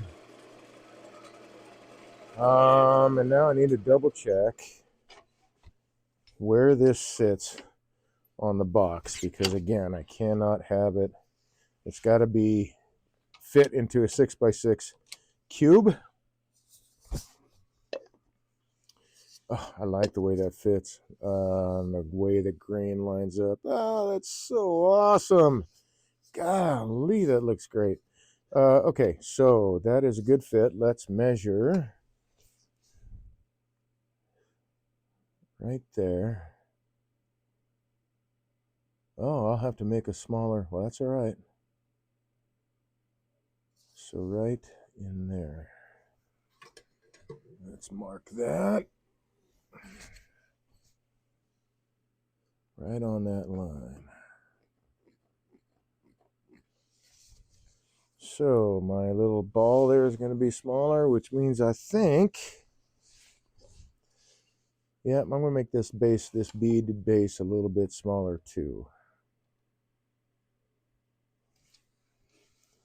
I'm going to put just enough pressure on it in expansion mode to keep it secure, but not so much that it pulls it apart.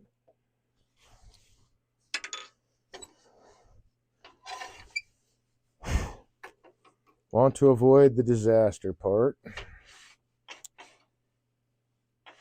Oh, before I do that, let's do this. Flip you around again so I can get you closer in. There we go.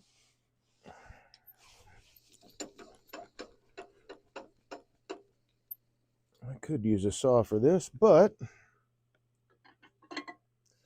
That's not the guy I want. That's the guy I want.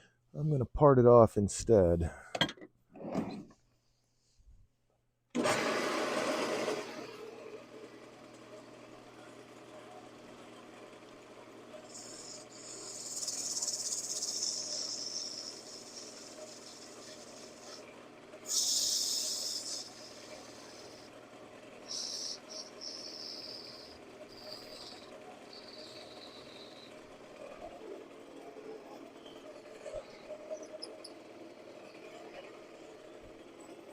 And I will grab my skew.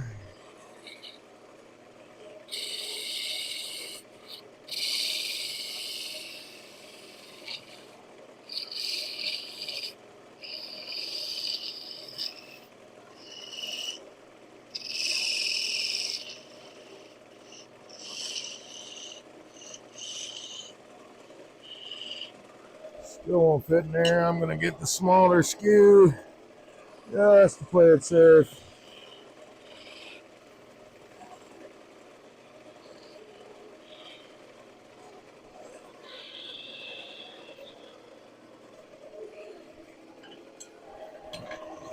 Take that dude off. So now this is what I've got to work with. I need to make a couple of changes here, and one of them is to flip that dude around. Unfortunately, that's as close as I'm going to get, but I am actually okay with that.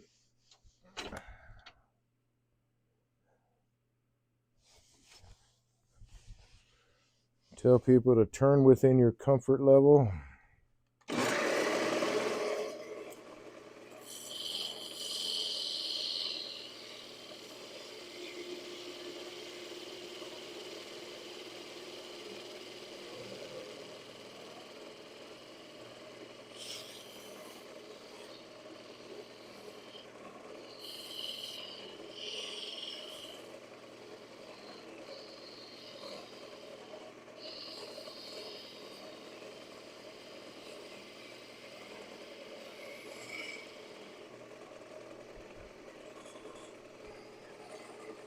I think I want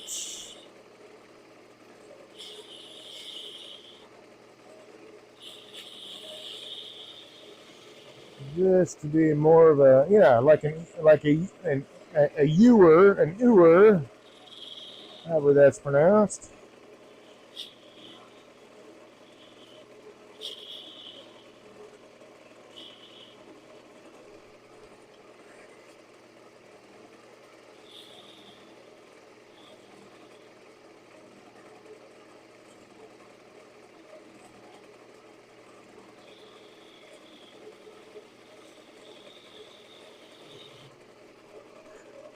This will need to come down some.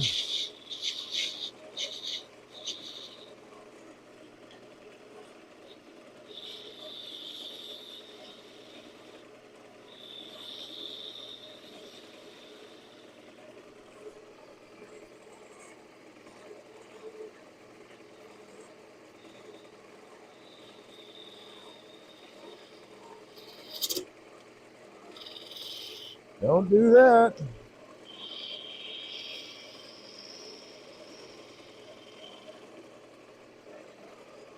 I think I'm going to grab, I have a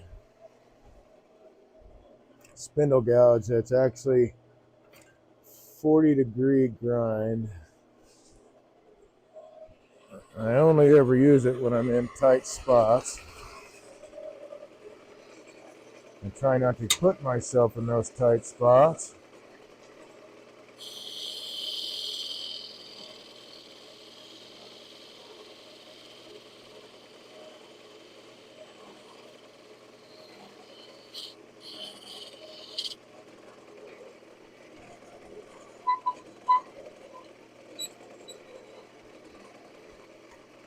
Alright, turn you around again. I need to get as close as I can get to this guy.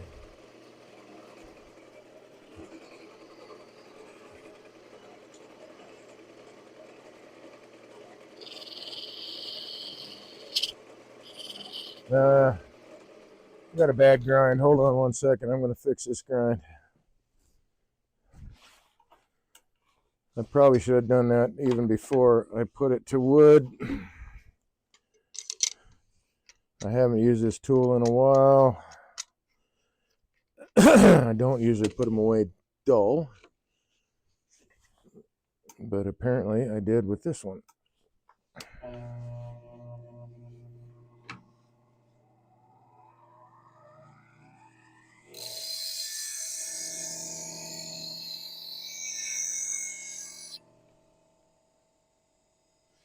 Looking better.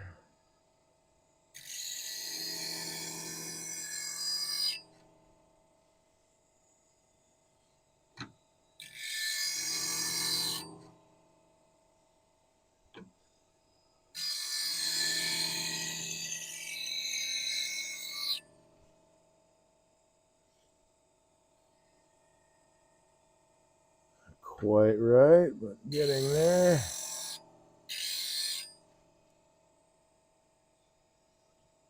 There we are.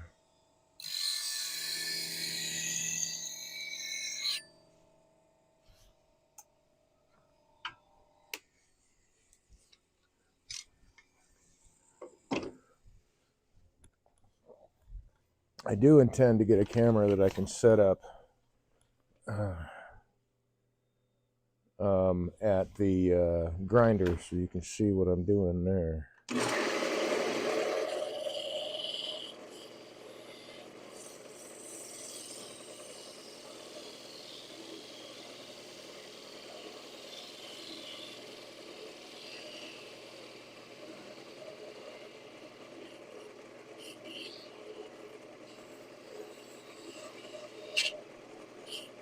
Why did that grab? I don't know.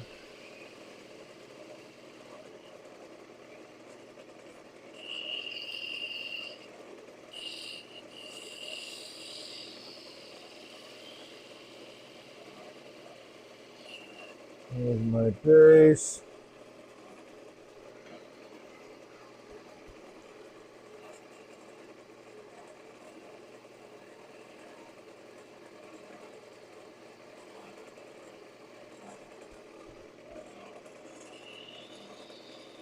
See if I can turn that little bit down there into a bead. Yes, I can.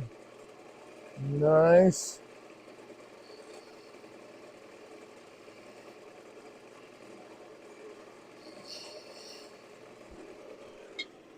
Now I need, where'd you go? There you are.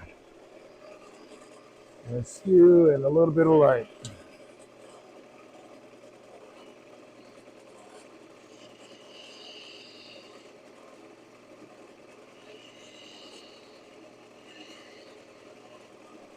There we go. That's looking pretty good. Don't need the 40 degree anymore. Let's clean this up.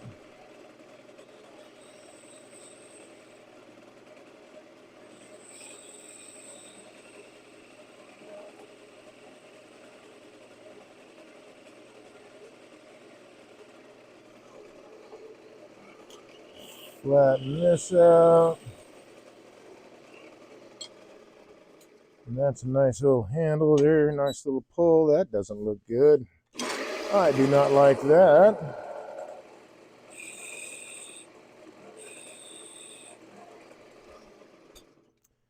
Still got a little bit more to take off there.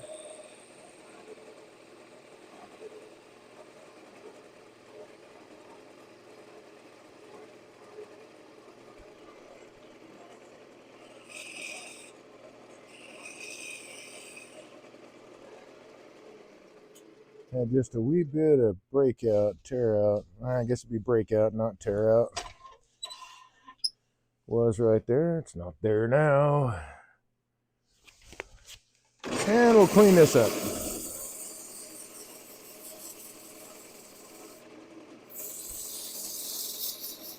Now, if this was a normal box that, you know, that I was turning, I would have already probably put finish on the main box itself, and be ready to put finish on this guy now, but I still have some carving to do, and I don't want to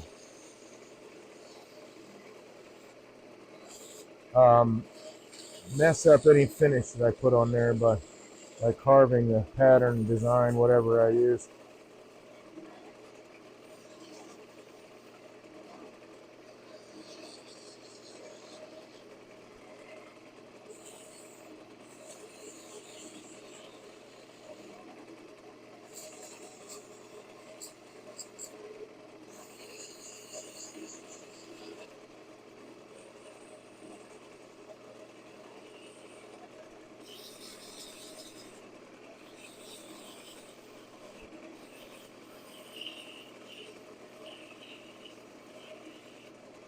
You know what, since this is a ewer shape, an ewer, I don't know, I gotta look that up, man. I'm not really sure how that's supposed to be pronounced anymore. I think I used to know, but I haven't used the word in so long.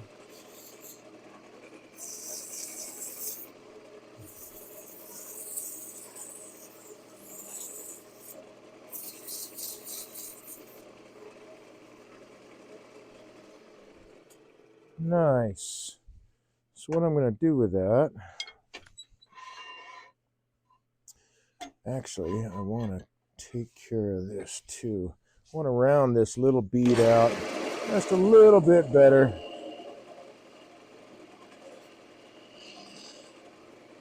There we go.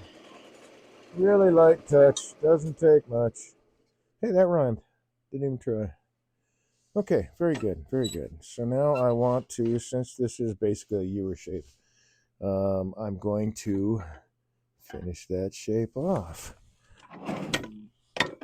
by making this a little bit concave.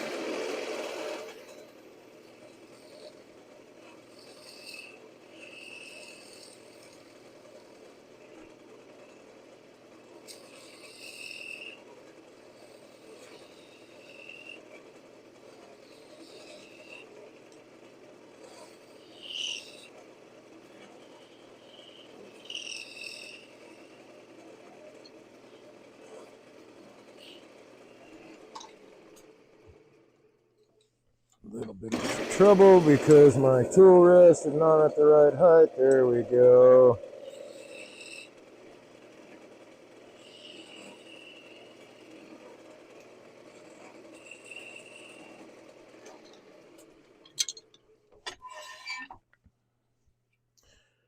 I probably could hollow that out, actually. But let's not get crazy. We got a shitload of carving to do by midnight tomorrow.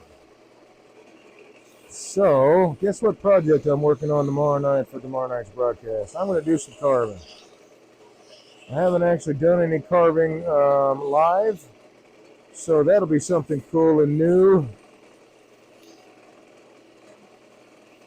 And I hope I get to see you. Please bring your questions.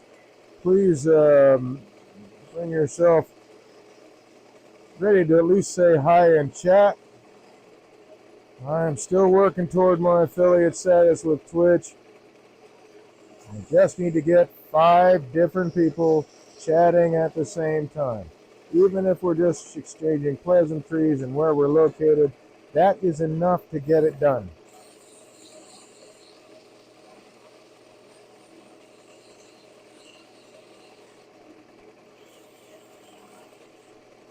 As always, I really appreciate your support. Clean this up just a little bit. A little bit of, I'm going to call it a daylight edge. It's like a little bit of an edge that catches the light in not the same way as the rest of it. Well, I guess I'll just call it a daylight edge. I just wanted to get rid of that.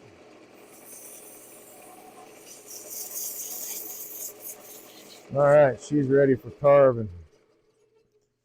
Awesome. So that there is now the lid.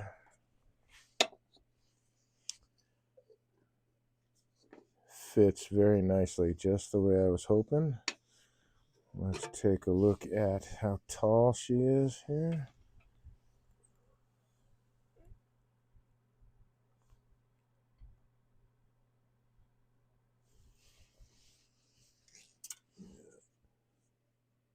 I think it's just,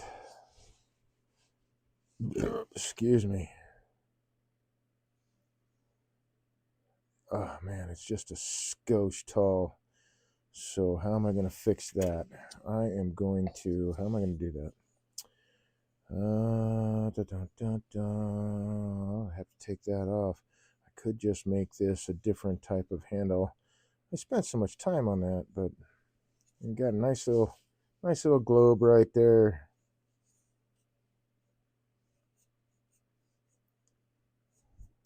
Ooh, I could follow that curve a little bit better. Thinkity think. I can cut that a little bit shorter than I should. Well, I can't do it here. I should be able to.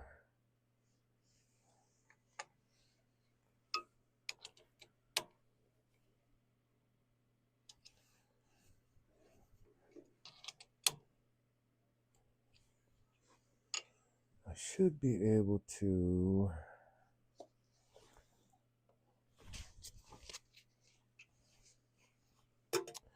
Let me think here. Oh, I gotta get that curve a little bit better. I'm not happy with that outside curve. It doesn't really match the inside very well. I mean, it's close.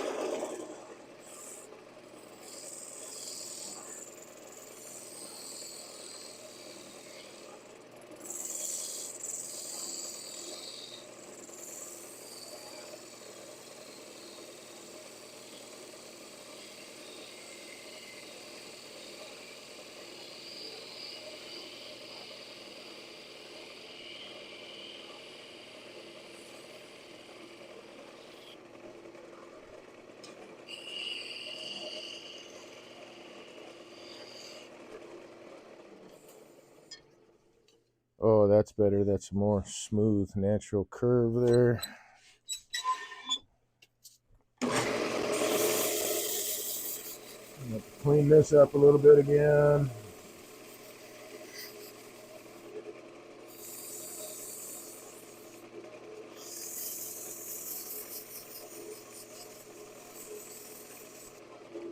I can see where I can pick that up in another spot, which I'm going to do because it's leaving me a tool mark that I don't want.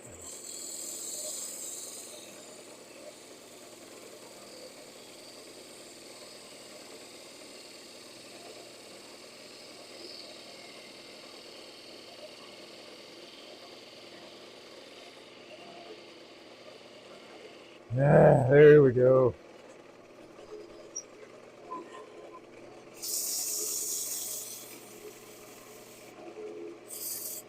Get some new abrasive.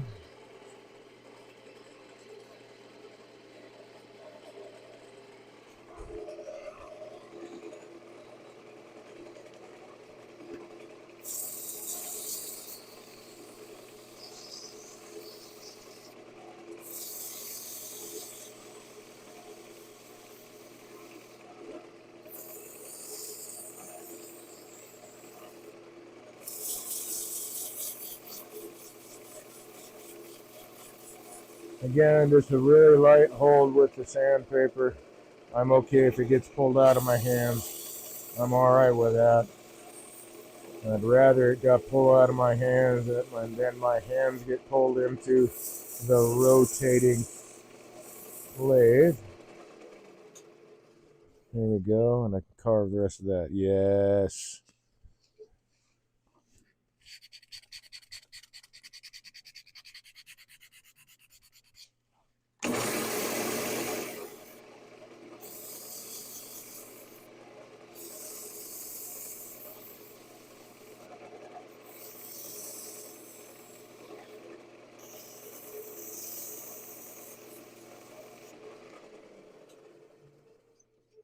There we go.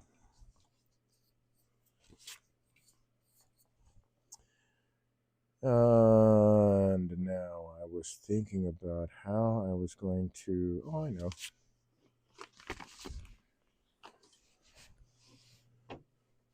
Whip out the magic skew.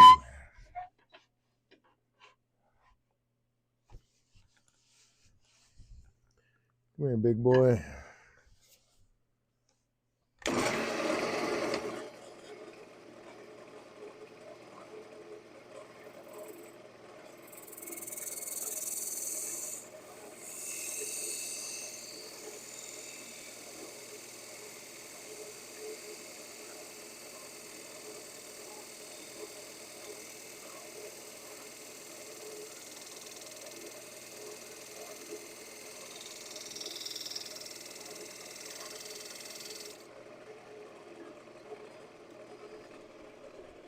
Then this guy.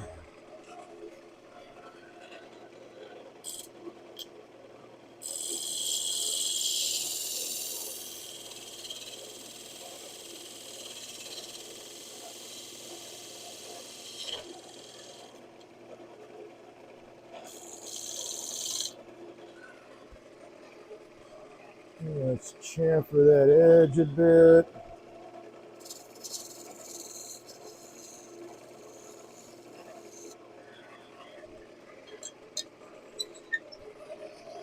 And then just a touch around the corner there.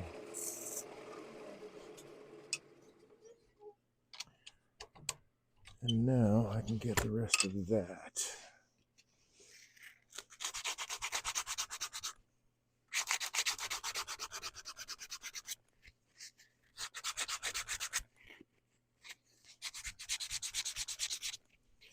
Let's go to 150 for that.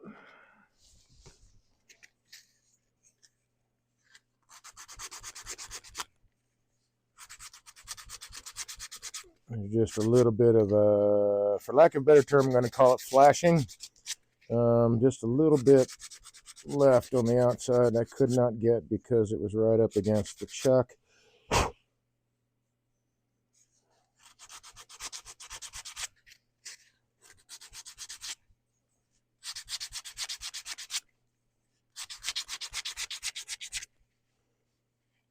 Feel that all the way around. It's all smooth. Cool.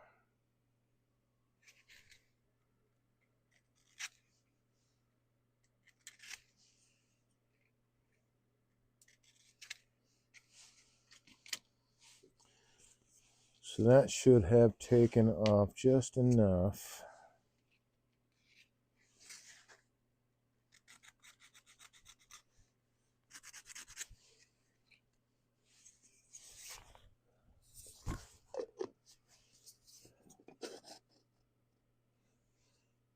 Like that fit even better.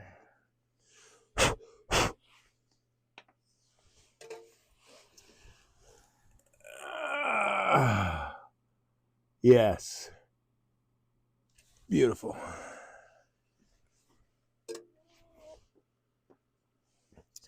So now the box and the lid are finished.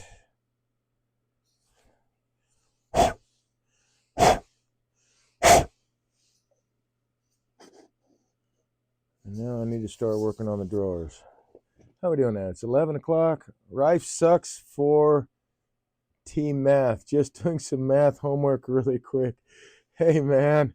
Very nice. Nice. How you doing, buddy? I'm doing math homework right now, too. Some of it's subtraction. None of it is addition. Because I can't add anything to it without glue and all that. So now I got to work on the drawers. And I think that I'm going to go ahead and take care of that tomorrow.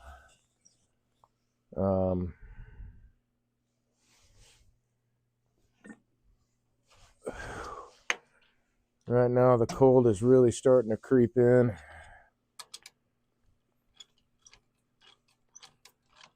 And my lower legs are unhappy because they are mighty cold. So I just need to size these guys to fit inside here, and then hollow them out. At the same time, making a little handle in there as I hollow them out, so that I can pierce all that, pierce all that, pierce all of this lid, and then all of this except for the bottom. I'm going to leave it. I think I'm going to leave the bottom alone. Not sure, but it won't take me too long to make these drawers to fit. So I'm thinking maybe half an hour, but I'm going to also start a little early. I may carve these. I may carve these. Um,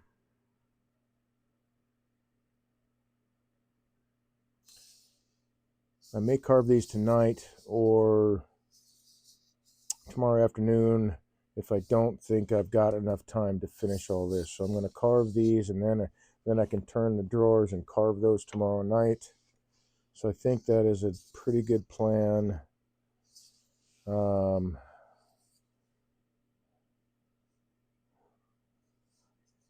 I really like the way the grain is lined up, but I planned for that. So once these are pierced and then the finish is put on, I think this is really, really going to pop. And on top of it, it's a black locust, so it's fluorescent wood. So maybe I can get them to display it with fluorescent light. We'll see. Okay, rounding off the edges is almost like derivatives. Yeah, yep, it is. Tangents. No cotangents for me today, though. Tangent lines, yes, tangent lines. No cotangents for me, though. All right. So for that, unfortunately, it took me a little bit longer than I was hoping, but we had splits. I had some damage I had to repair. But we're at a good wall thickness where piercing is going to be not a super big chore, and everything will fit together very, very nicely. I can't ask for anything more than that. I think that is lovely, and hopefully, like I say, this will survive the entire process. Now that I won't have this on the lathe anymore, I won't be putting too much undue pressure on it. I can get rid of that light too. And try to get in the way of the light so it doesn't, so it bounces off correctly. There we go. So that's misaligned, but they do line up. All the grain lines up there. And I'm very happy with that. Yes, groovy. I'm liking it groovy. Yes, sir. Thank you. All right, so I'm going to take all of this inside. These I want to stay warm because they've shrunk a little bit, being out here in the frigid frickin' cold. So I want them to warm up again before I turn them again, because I don't want to have like thermal issues where nothing fits together. I don't think I'll have an issue here. Pretty sure I won't. That should stay okay. So I'm going to take these inside real quick. I'll be right back.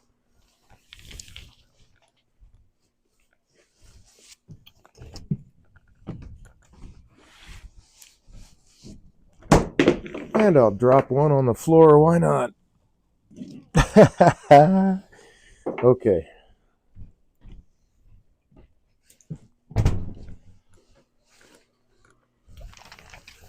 All right. So for this evening, this ends this evening's broadcast. I thank you for joining me.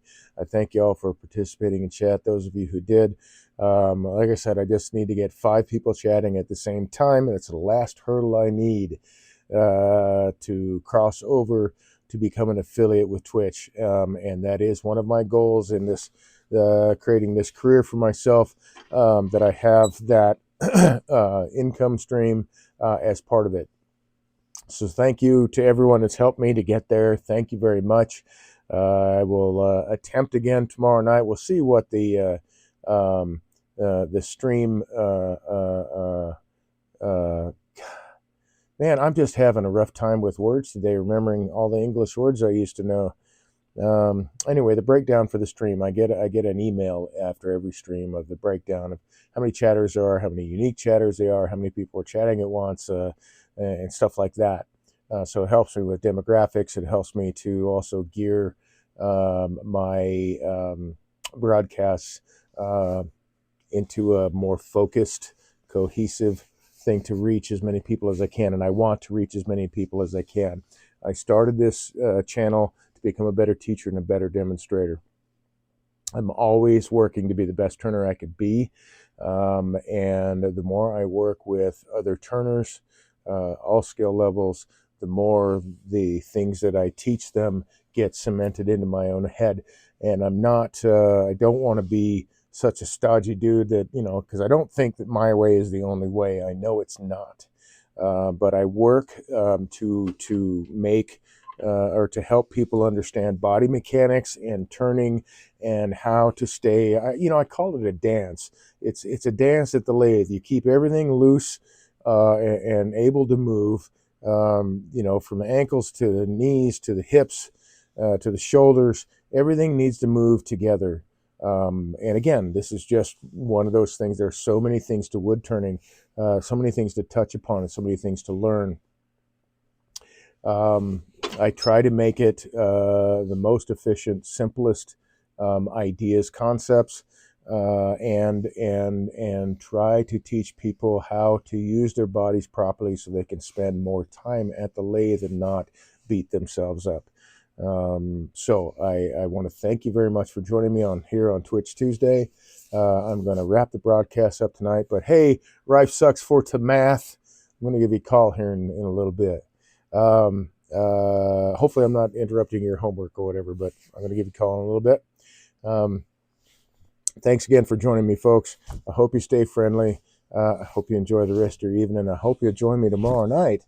I'm going to start early again, so I think I'll start at 7. It depends on what happens with the day and the weather and all that, but I think I'm going to start again at 7 just to give myself a little bit of extra time. I will do some stuff tomorrow afternoon, and I'll show you the results of that tomorrow at the beginning of the first time chat. BW Hall says, see you tomorrow. Thank you. Thank you very much. I hope that I do. So I hope you enjoy the rest of your evening, and take care, folks. We'll pick up where we left off tomorrow evening. Normally 8 to 11. I'm going to start a little bit early, but if you tune in at 8, you're sure to catch me, no doubt. Good night, folks.